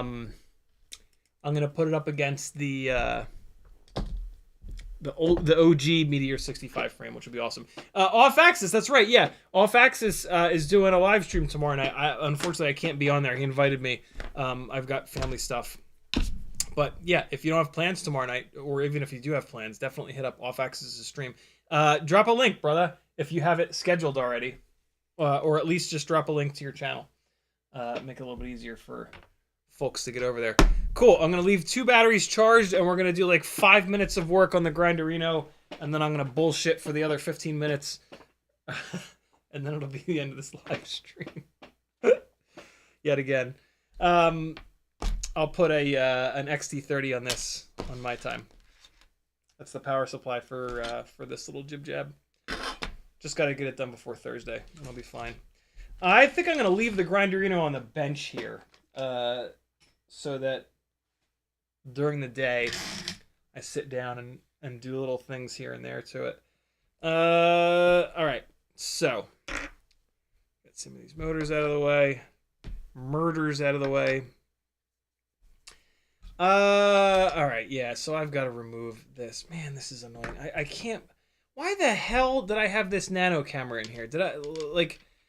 This is a heavy frame. It's a heavy build. Why the hell Why did I do that? That was a real... That's unlike me to not think through that and realize that that was kind of a dumb idea. I really do want to try to flip this thing around now. Let's see. Let's see what happens if I pop it up off of here and flip it around. Are these screws not held in by anything? I don't think they are. They're not. I remember I had to put these screws on with the... Oh, shit. I didn't mean to do that. I just fucked the fins up. Damn it. I was so good about not doing that when I was installing this. And then I completely forgot about it just now. And just... That's a shit-ass design. God, is that a stupid design to put the fins so close to the mounting holes. There's literally a little piece of the fin. You can kind of see it there that broke off when I just viciously cranked that thing down. Didn't crank it down. I loosened the nut, the 3mm nut, and it broke a little piece of the fin off. That was stupid of me. Okay, that was gonna happen at some point, no matter what. Though I would never remember every single time that I remove these to don't spin the nut. Make sure you spin the screw off on the bottom and hold the nut in place. Blah blah blah blah blah. Know what I'm saying? Okay. Last one coming off here. Oh man, my stomach's making some noises. I gotta put some real food in it. I did have a salad today. I had a great big salad. Maggie went out and got gas station sushi. Now she got public sushi, which I think is actually gas station sushi. That's probably why my stomach is about to turn inside out and shit its pants. Hi-oh! All right. This is the little pigtail for the VTX. So let's see what's up here. I did the heat transfer tape on the bottom of this thing, and it would appear to have worked because I can't lift it up. Let's pull these screws out. I'll make life a little easier. Remove them all the way. Okay, so now they're going in farther. I want them to come out. There we go. Come on. Come on out of there. Come on. All right. Oh boy, that heat transfer tape is stuck on here. Holy Christ. I never really checked it in terms of how strong it was. It's strong. It's very strong. I pried up on that pretty good, and it did not budge even a little bit. So let's get some proper leverage here. Let's really pick up on it. Ooh, yeah, boy, oh boy. That is on there. Ooh, and it's sticking to the base plate. Yes, yes, yes, yes, yes, yes. Amazing. Okay, so that allows me to leave this camera hooked up. I'm going to have to pull these antennas off, though. And I'll just swap this whole schlip-schlap in. But that doesn't really save me any work because I have to get these antennas off. Unless I put 2 different antennas on here, but I'm not going to do that because I want to destroy these antennas. And this is going to be a basher rig. And these antennas suck. So, yeah. Let's get them off. I thought that screw just disappeared. It's over here. All right. 1, 2, 3 on these little guys. There's another little broken piece of the heat sink. All right, so that one's ready. Let's get this one figured out here.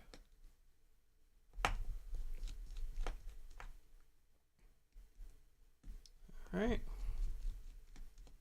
Got it. Cool. So just pop this one off. and put it directly onto this.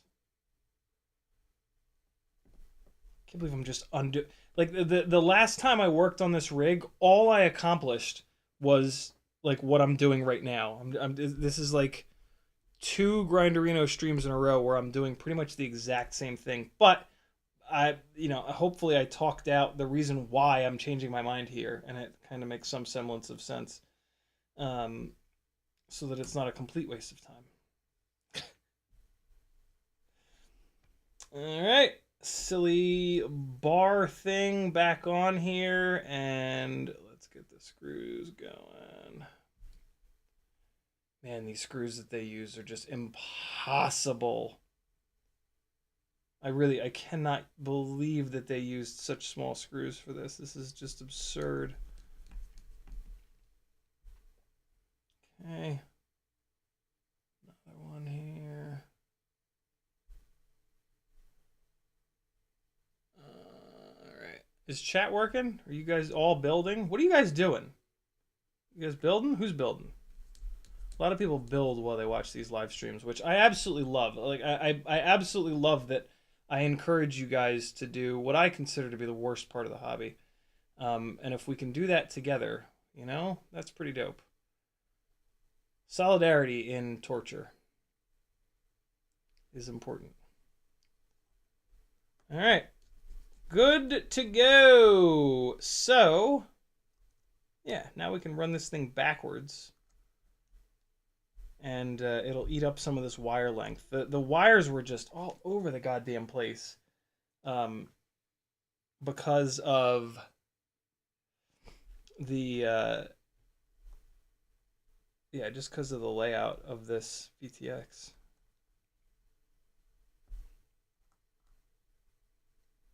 You really push down when with these screws. You really push down on. What the hell? What did I leave on? Goggles? Oh shit, I left my goggles on. That's not good. Bad FPV pilot. Bad! No! Ah, nice. FP Avery is screwing around with some Sims. For this one, I might as well put a couple of antennas on here. Antennas on here. Know what I'm saying? I should have a couple in this little container here. Let's take a look. I got 1. And I got 2. The same wire length? Yeah. Alright. Might as well just throw them on there, so I don't have to pull that bar off again. Although that, if I'm going to put these antennas on, I should prep them. I can do that pretty quick, though. Real fast. This is how you prep antennas, friends. Take a little piece of shrimp wrap that is just barely bigger than the wire here, and you're gonna cut it, and you're gonna have to stretch it a little bit because it's not quite gonna be big enough to go over the UFL, but that's okay. So take your little piece of shrimp wrap here. I'm gonna cut this one in half. You don't need much length. And, all right, because I'm doing both of these antennas.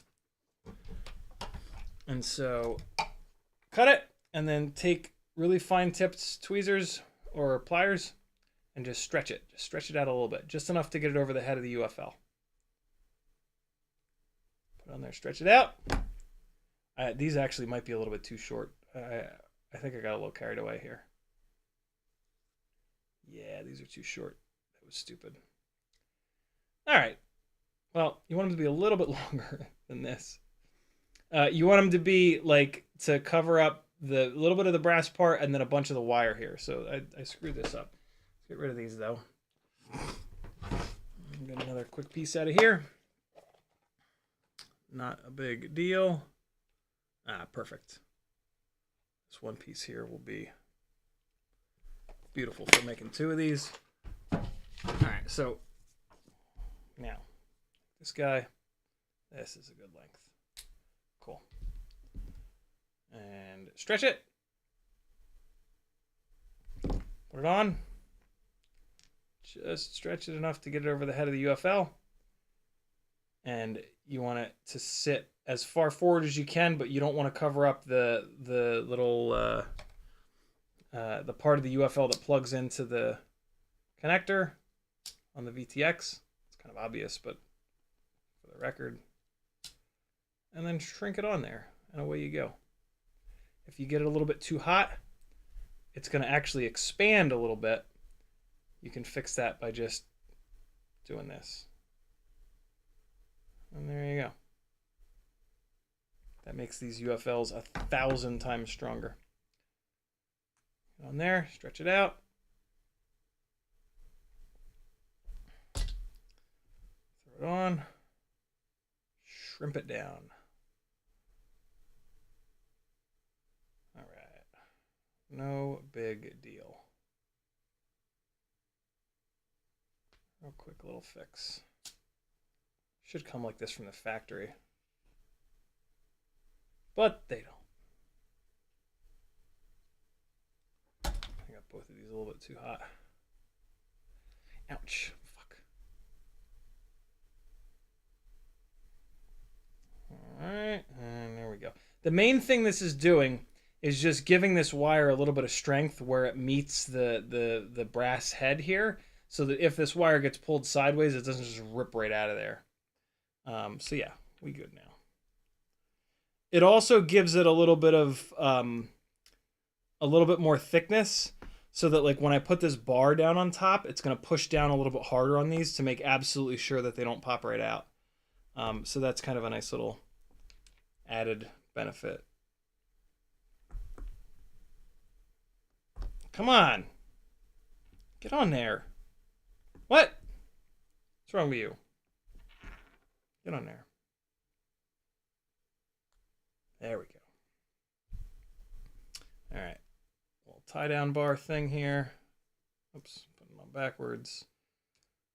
All right. And we got that.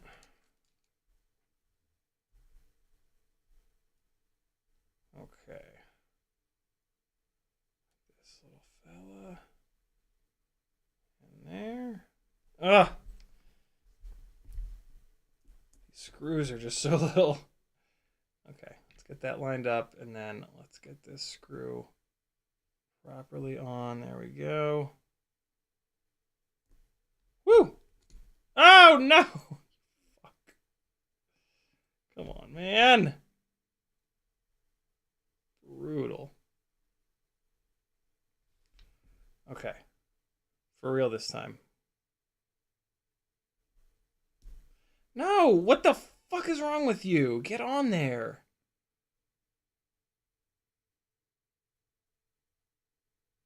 Are you too good for your home? Answer me! Got it. There's one.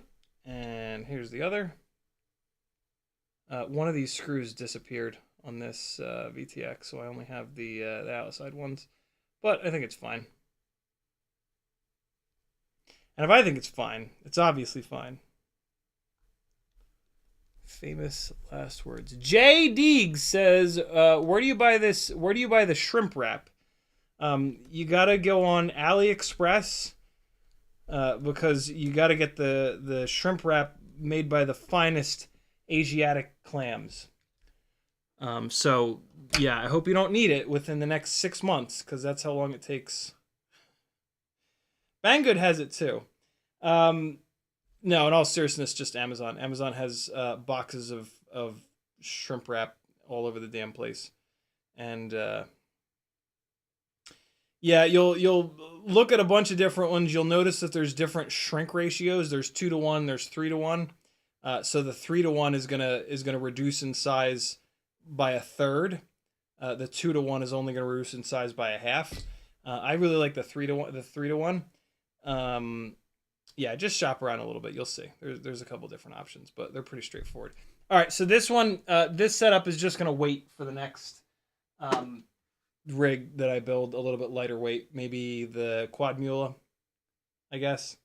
But yeah, this big heavy bastard is gonna get the big heavy camera. So let's see if I can mount this VTX on here backwards. I should be able to. Not backwards, but turned the other way around from the way it was a minute ago. This white shit here is heat transfer tape that you can also buy from Amazon. TBS gives you a little bit of this heat transfer tape on all of their like older Unifies. It's got like a blue wax paper on it. And so I always figured, hey, if TBS is including it, that means it probably works. So I got myself a roll of it. And I don't know, I don't have any like gear to test the temperature and see if it makes a difference, but like it probably won't make things worse, you know what I mean? So what the hell? I say put it on there. Okay, so I'm gonna now mount this in this direction here, and that should work better. All right, so that explains why this one screw didn't want to come out of here. The heat transfer tape is on top of this screw hole. So let me just snip a little bit of away. There we go. All right. So let's throw these screws through, and then that'll make sure that when I put this VTX down onto the double-sided tape, that it's perfectly lined up. So what I do is I just use 2 fingers to hold these screws in. Sometimes you can also just put it down on the desk and let the desk hold the screws in, but I find this way to be a little bit easier. And then, yeah, we're just gonna get this on here and just push it on down. Just gotta get this shit out of the way here. Come on. Come on, come on, come on. There we go. Okay. All right, so I just gotta push it down to get the antennas under the flight controller there. Now I gotta try to figure out how to get it lined up with these holes. Almost. I should just do this with 2 screws. There's no reason to do this with 4. I'll just do it with 2. All right. Left rear and right front. And so let's get it lined up. All right, there's one. Here's the other. Okay. Oh, fart. Pulled the top cover off by accident. Jesus, this does not want to line up. Oh, this one screw is really fighting me. I don't understand why. Why are you being such a dick? There it is. All right, we're good. It's on there. Yep, the antennas move out of the way just right. And cool, we're good.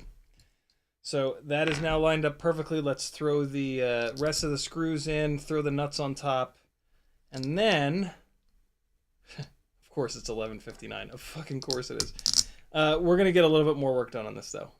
So stick around. So, all right, those screws are in. Now I'm just going to hand tighten a couple of these little nutties.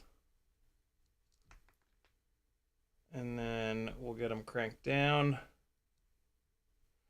And we're using a plug to plug into this thing. So we're going to be... We don't need to remove this VTX to solder to it or anything like that. Man, I have fucking rabies with this nut right now. I cannot figure it out. Sounds like a job for the nut grabber. Nah, I got it. This is definitely a job for the nut grabber, but I'm hurrying. And, you know, the 3 seconds it would take me to grab the damn thing out of the drawer, like I don't have that kind of time to spare. I gotta rush. All right, there we go. Got them nuts on. So to not break the fins, break the corners of the fins, it's not a big deal, but what you want to do is put your Allen Allen driver on the bottom, and then you hold the screw up on top. You can hold it with pliers or whatever, but yeah, this is how you want to do it. And you got to make sure that you get the nut lined up with the fins, and then you can just pull it down. With the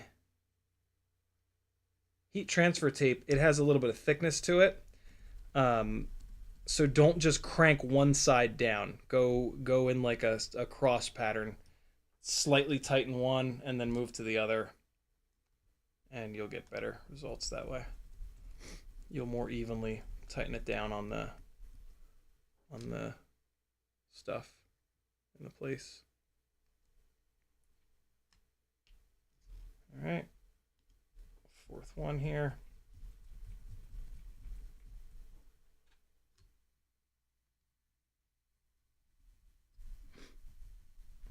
There we go. So the fourth one, I'm actually giving a little bit of tightness to. It's mangling one of the corner of the fin anyway, so whatever. It might be hopeless to save these corners of these fins. Maybe just break them off and that's that. Okay. Come up to this corner.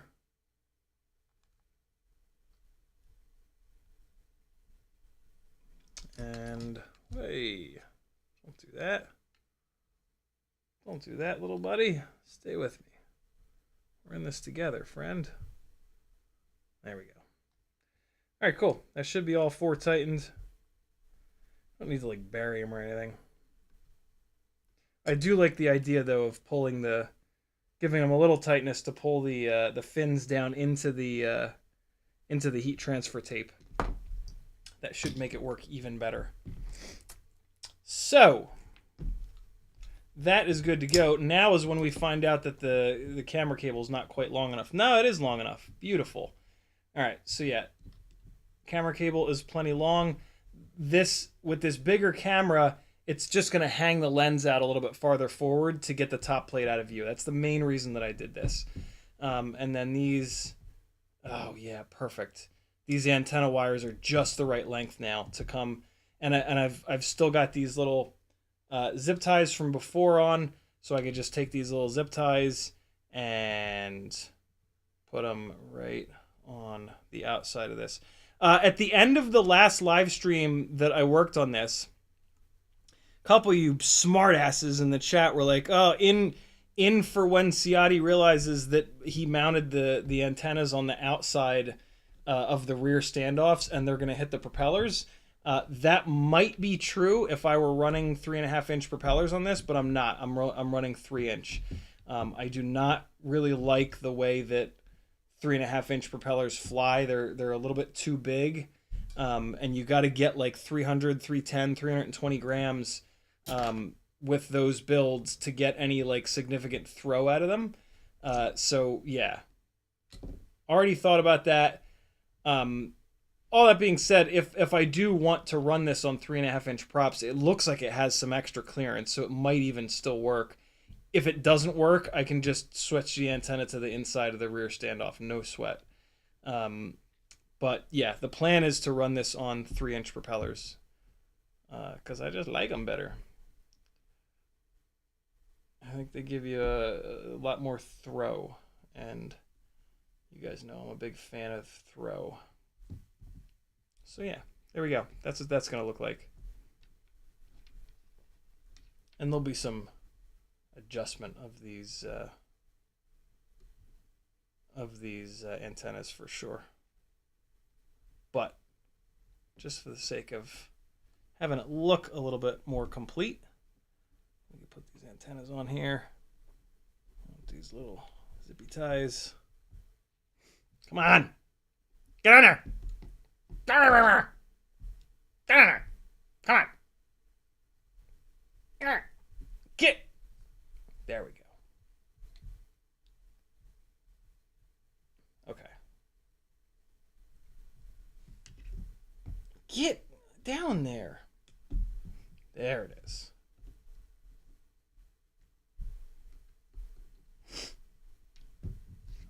I just want this to come up a little bit more. There.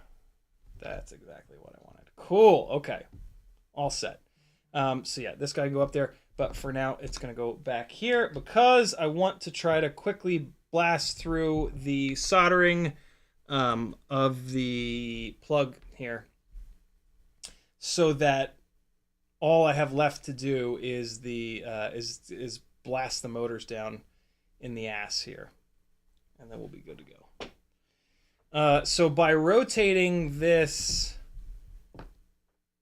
VTX around, I have made the wire run for this significantly longer.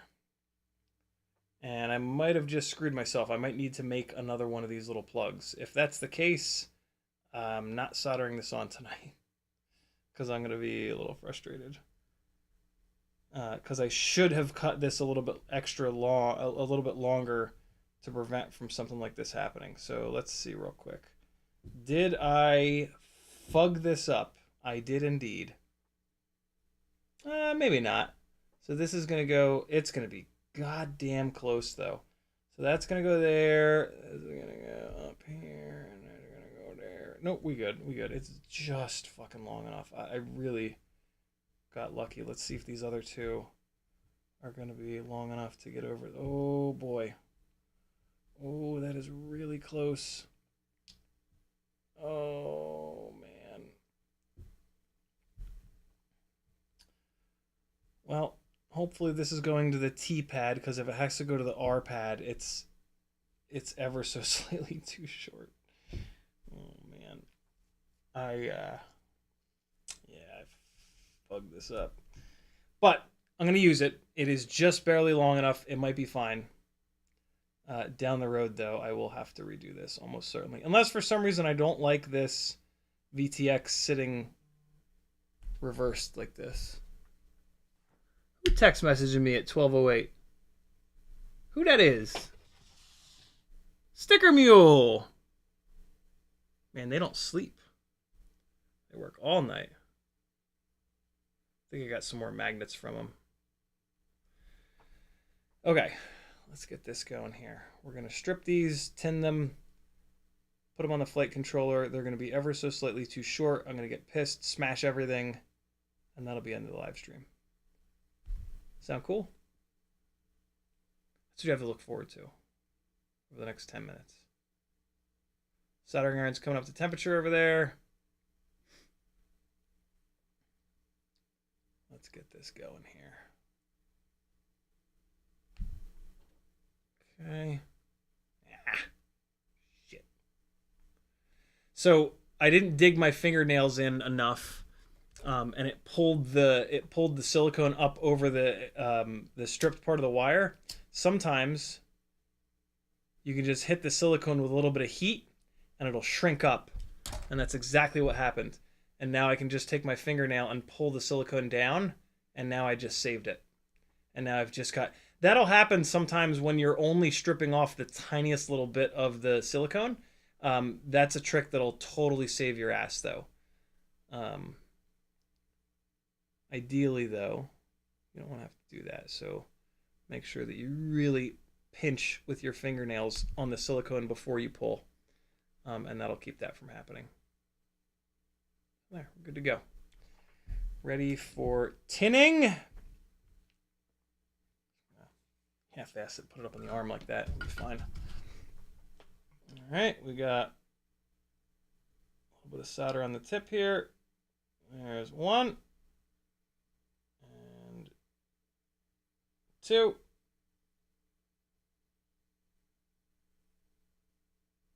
Three.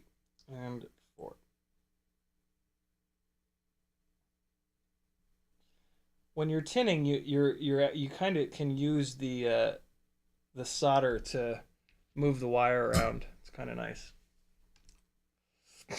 All right, so I need to look up. I think I left it open in a tab. I did indeed. The Walksnail wiring diagram. So, okay. The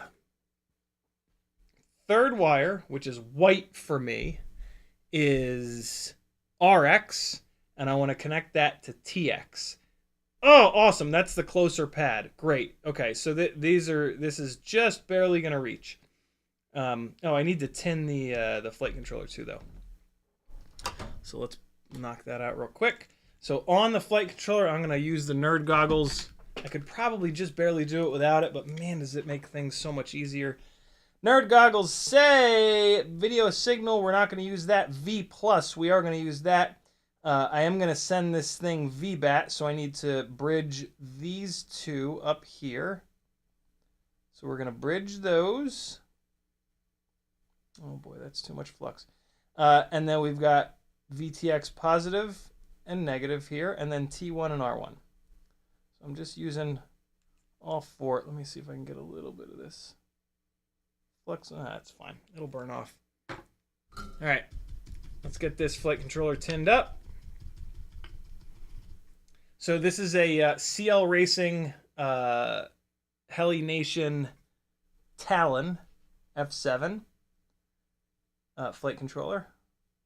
And on this, there are these two pads that you can bridge for VBAT or 5 volt on the VTX power pad here. So I bridged that to VBAT because the Walksnail VTX has its own voltage regulator, and I do not like to have one voltage regulator feeding into another voltage regulator. It just doesn't seem like a great idea, and I think a couple of you guys in chat have said that, like, yeah, it's not a good thing. And that's good enough for me. I mean, it just doesn't make much sense.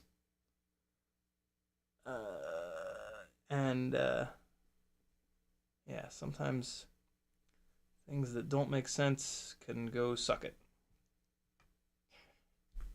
And this is one of those times. All right. Voltage first. Voltage first with a W. Put a little angle on these wires here, just to give it as short of a run as possible to the VTX, since I measured this out with the VTX in the other direction. All right, so there's the first one. Do the rest of these with a set of tweezers. All right, so here comes the ground. That is a V- on this flight controller. And then here comes T1, I think. Yep. R on the VTX side. T on the flight controller side. And then RX. And there we go. We are all wired up. I'm not going to spin these wires up because they are just barely long enough. Kind of annoying. I really wish that I hadn't. I really wish that I'd given myself a little bit of extra room, but as you can see, it will make it. I'm going to spin this the other direction here. It looks like I need to give it a 90-degree, 180-degree turn to get the pins right. Nope, no I don't. They run straight in there. I am running it under the antenna wires. Okay. Get on there, you jackass. There we go. Okay. So let's see. Let's make absolutely sure that it is, in fact, long enough. I know it is, but it's nice to double check. Hey. It's actually kind of perfect. I mean, there is the tiniest little bit of slack. I would prefer there to be a little bit more. Oh, and I did have to turn it 90. Okay. Yeah, I do wish there was a little tiny bit more slack so that I could spin the cable. I really liked to coil the cables up. But technically speaking, if I was trying to save every possible gram, this is certainly how I would do it. This is the absolute minimum length to realistically make this little wire run. So yeah, kind of is what it is. It'll be all right. They sit in there really neat and tidy. Receiver will just drop down on top here, VHB it to the top of the glip glop, and yeah, we're good to go. I gotta figure out how I'm gonna hold this little Immortal T antenna. I've not really thought through that yet. I don't think I have room between this VTX and these rear standoffs for anything TPU. But yeah, when I do final assembly, I'll figure that out. Well, hell yeah, all the soldering is done. Now all I need to do, well, nope, not true. I need to put these 3 motors on, and I need to get the connection between the flight controller and the ESC sorted. I have 2 different cables here. Hopefully one of them works. If not, I'll depin them and repin them. And yeah, we'll be good to go. So most of the confusing stuff is done. Now it's just the last little thing or 2, and away we shall go. I'm going to try to bang these motors out and the race wires maybe tomorrow during the day. Maybe not. We got a bunch of stuff that's going on tomorrow. And then yeah, this is the camera cable. Plenty of room to loop it up and over. Up arrow, drop that in there. Yeah, cool. Almost there. Almost there. My builds take forever, but damn it, they're almost perfect when they're done. And I like that. Huzzah! All right. Tomorrow's Wednesday. I really do need to get the XT30 on this. Soldering iron's still hot. Hold on. Let me just knock this out. Let's just knock this out real quick. Let's just cut this off. Oh man, this is shitty PVC insulated wire. Oh god, with copper inners. Ew, bitch. This wire sucks.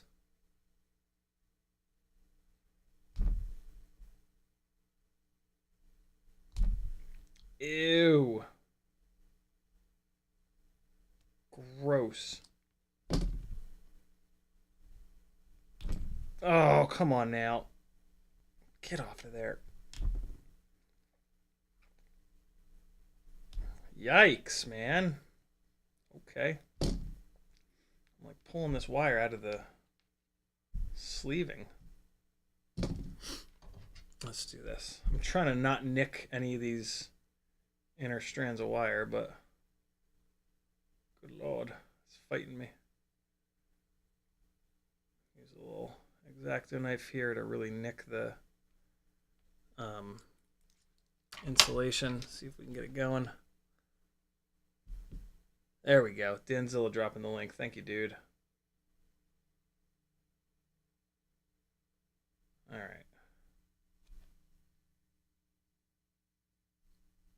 There's one. There's the other.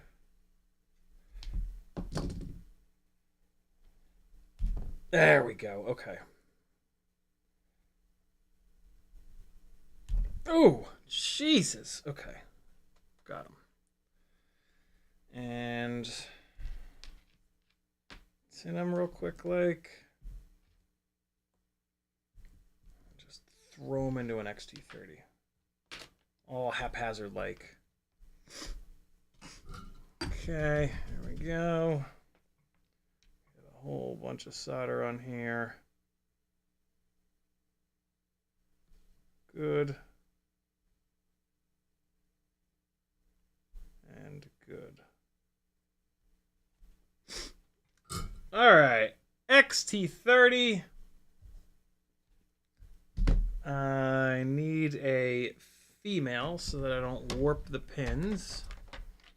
So let's snag one out of here. That's probably what this one is. Nope.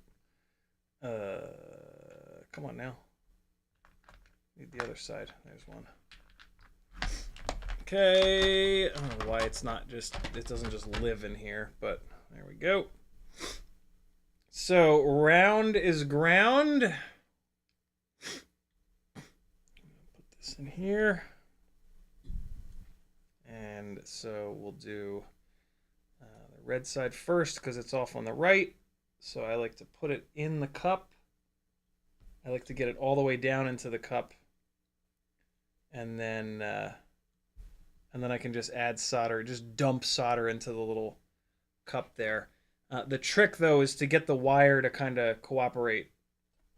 So, yeah, move the wire around as needed. So that it kind of stays in there. Although, you know what else I want to do is, I'll do one big piece of shrink wrap over the whole thing. I don't really have room on here for the shrink wrap.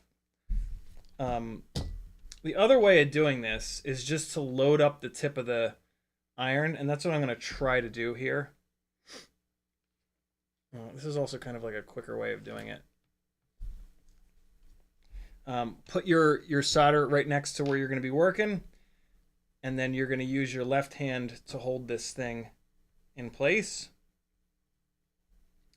And so we're going to hold that in there and then hold the cable where it needs to be. Take your soldering iron, load the tip up, clean the tip first because you want it to really transfer heat quickly, and just load the tip up with solder and then bring it on in here. And as it transfers the heat, the solder will transfer. It'll kind of fill the cup up. So you can do one side, right? And then you're going to do the other side, and then you're going to come back and you're going to add more solder. But you got to have both sides done because otherwise when you go to try to load this up with solder, the wire is just going to pull right out. So come over to the other side here and get this guy down in the cup. Okay. And you're going to do the exact same thing because you kind of need your left hand to hold this. You guys probably can't see what the fuck I'm doing. There you go. It'll be a lot better as long as it focuses, which it probably won't.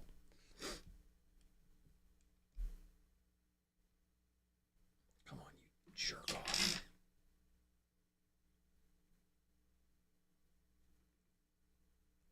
All right. So while you're holding this, just load the tip of the iron up with a big old blob. That big blob just fell off. It's because I didn't clean the tip of the soldering iron, for the record. And then just bring it in here.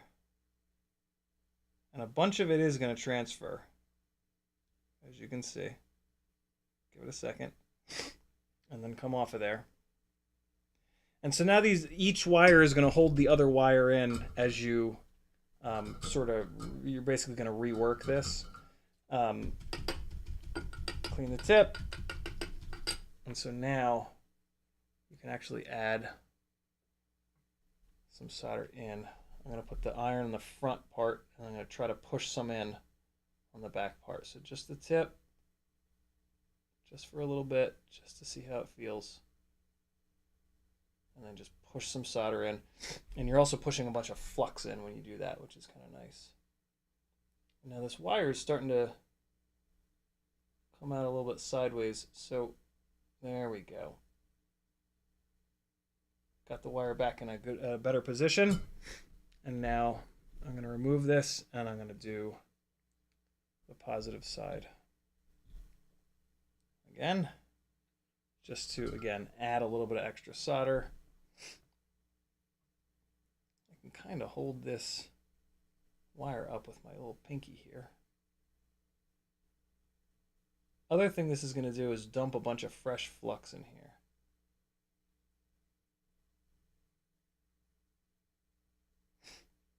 Now, that is a little bit too much solder, actually. It looks like it picked up a bunch of solder the first time I was on it. And the wire is starting to pull out. So we're going to rework it one more time, push the wire back down into the cup.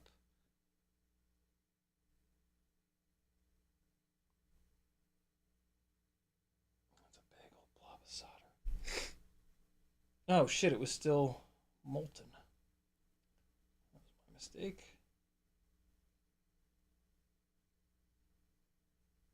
Oh, this is fighting me. Hold on.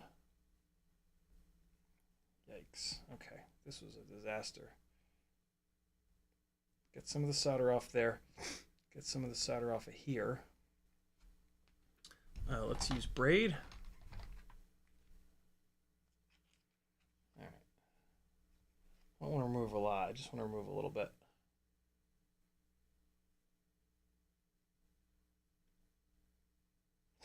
Just kind of really gently pushing on the solder braid because I don't want to take all this solder off of here.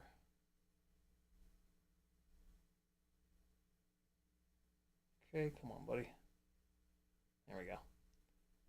There we go. Okay, perfect, perfect. So the braid just picked up just that much, which is exactly what I wanted. All right, clip that, put the braid away. And now this wire has tons of solder on it, and the joint has a ton of solder in it too. So let's just real quick, like, get this wire in a little bit better shape. It's all fucking mangled. It's gonna be fine, but there we go. All right, cool. So I'm actually gonna use the tweezers for this. And I made a hash out of this. Jeez. The red wire is kind of too long too. Let me oh boy, this is ugly. I just want to get it back into the cup, and I'm not sure if I'm going to be able to do that while it's vertical like this, but let's try. We'll try it.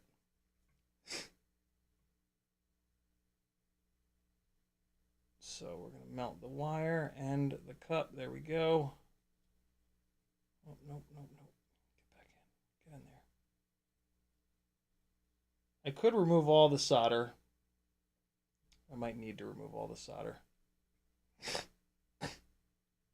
Because the wire is so long, it's just a fucking nightmare right now. So I might actually need to remove all the solder from the cup and then put the wire into the cup and then add the solder back in. I think that's what I'm going to do.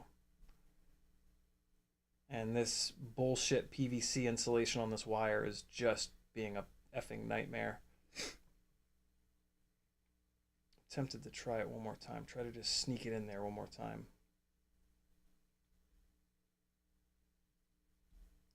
What's making it a lot harder is that the other wire was a little bit shorter. The ground wire was a tiny bit shorter. Oh boy, this is ugly. I've made a mess out of this. I mean, it'll be under a piece of shrink wrap, so it'll be fine, but yeah, I have not. This is not very clean. Let's try this one more time.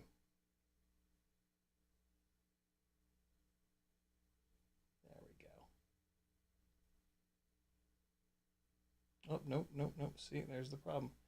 It's the wires are strands be separating. Yeah, I need to remove all this solder and do it all over again. Fucking A. Yikes.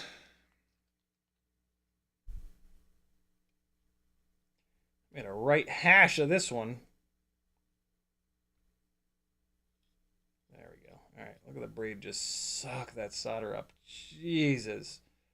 It works so well. Get it in there. Get that heat to transfer. There we go. Look at that, man. Look at all that solder that braid sucked up. Look at that. Okay, everything's out of focus. Thanks a lot, Logitech. I'm going to light your face on fire, you mother...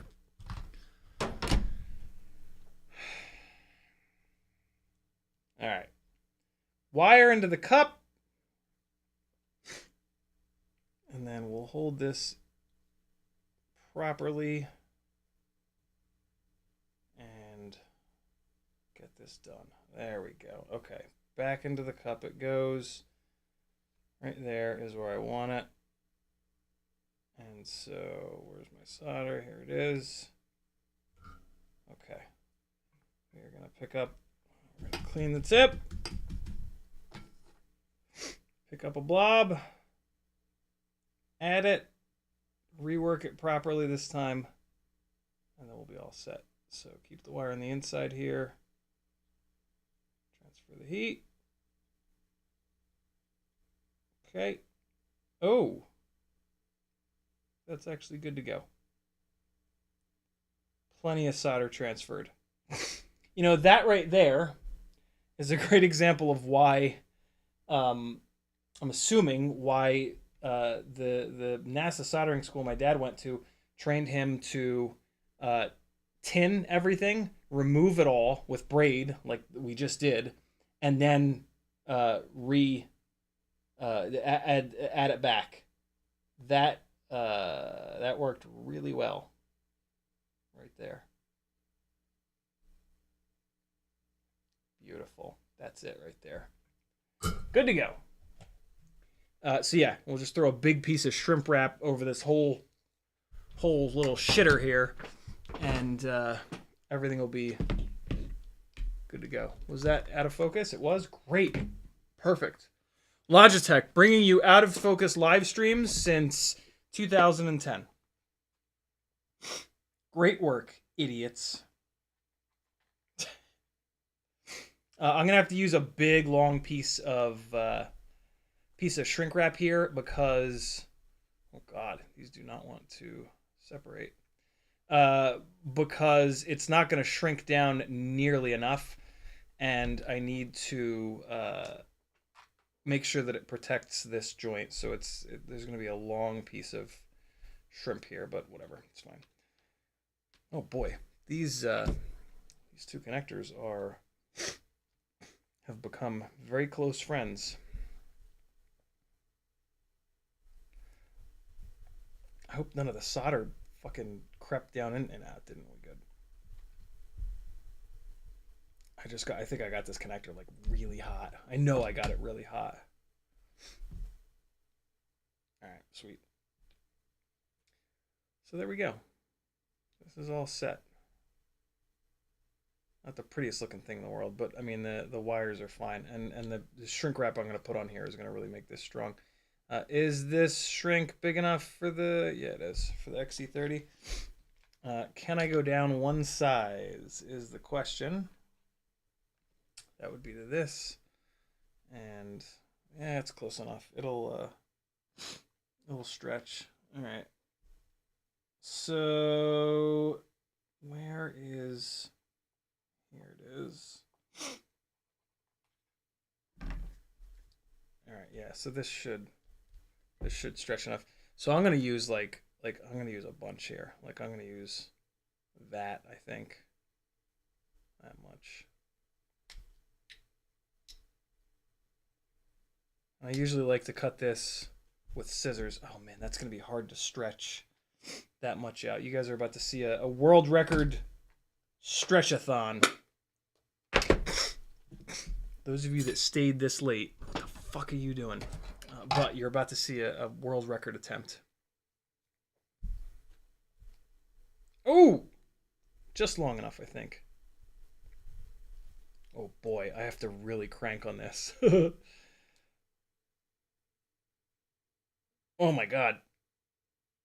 Okay, let's rotate it. And we're going to rotate it this way.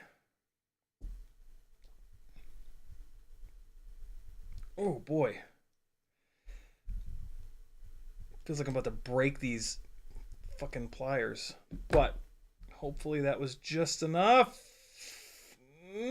Oh, wait. The other side. I can just flip it over. I can just put it over the other side. And then run it down. Oh, but I still do need it to clear the XT30. I still do need to stretch it enough. Okay, so that side is just barely enough. Is this side? This side is not. So, all right, I can put it on here. And then, oh, nope, it's not big enough to go over this barrel plug either. So I just need to stretch it again. Oh, come on, man. Get off of there. God damn you. All right, so just need a little bit more. Twist it. Okay, Flip it. Twist it. That should be good. That I can probably just sneak right over here. No, not quite, but it's fine. Should easily clear this. Yep, there we go. All right, good to go. Now we just run it all the way down and do it as quick as possible because it does try to like kind of return. Perfect. Yes. All right. Fan-effing-tastic. Let's see how much this shrinks up on this wire.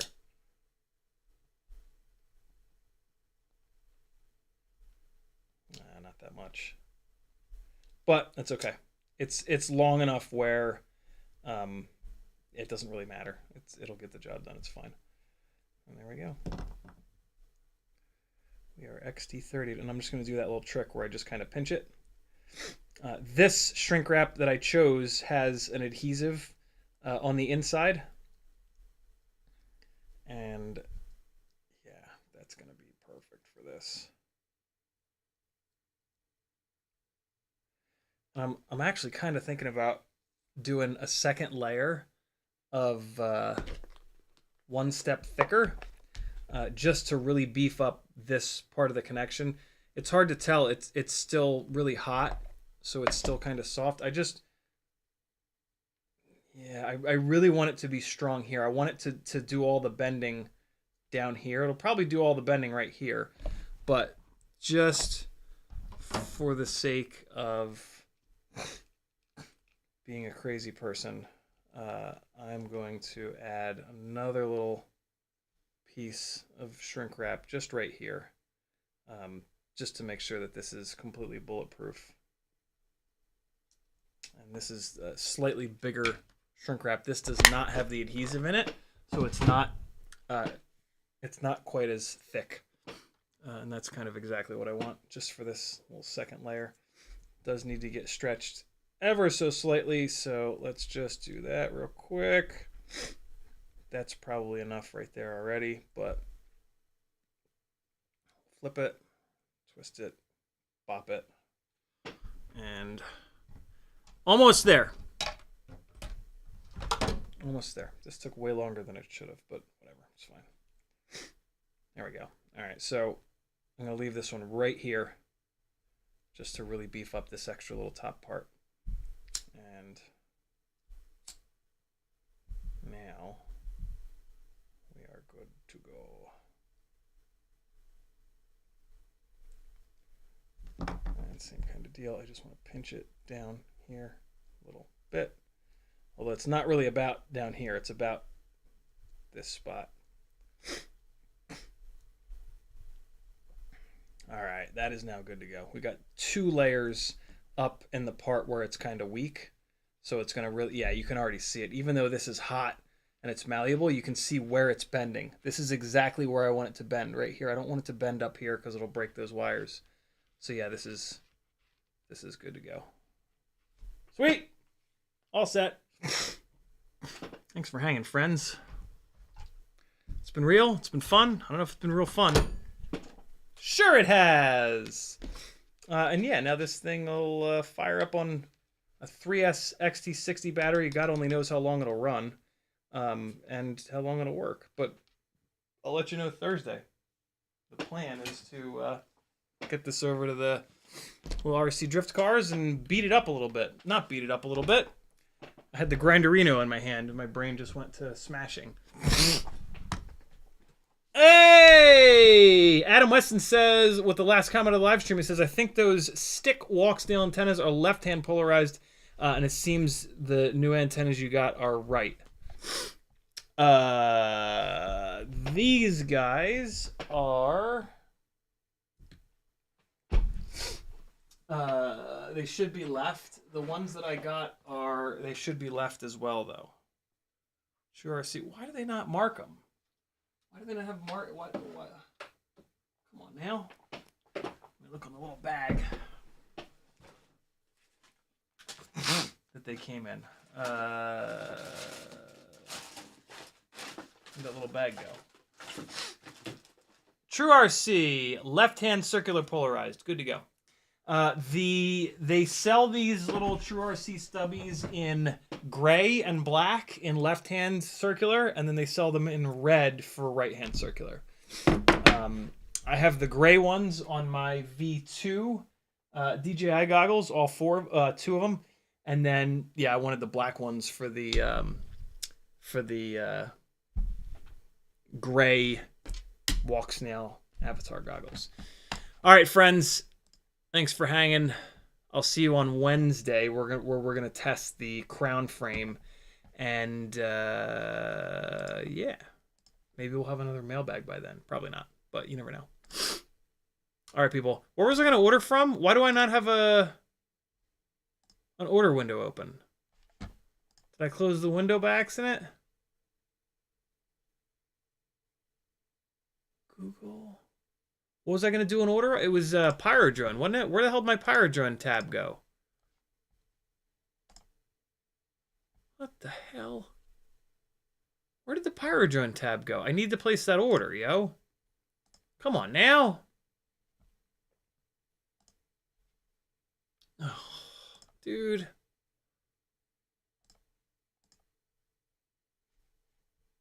No, that ain't it. What? Why? Where'd it go? Oh, there it is. Yeah, I did accidentally close it. Cart's still open, though. Cart's still filled, though. Awesome. Good to go. All right, friends. Thanks for hanging. I'll see you on Wednesday. Here comes some Cinewoopin in Miami Beach with NCL. Come on. There it goes. And a little bit of Epidemic Sounds for that ass. Dream Speaker by Young Community. Maybe it's good. It's not going to be good. Maybe this will be good. Later, people.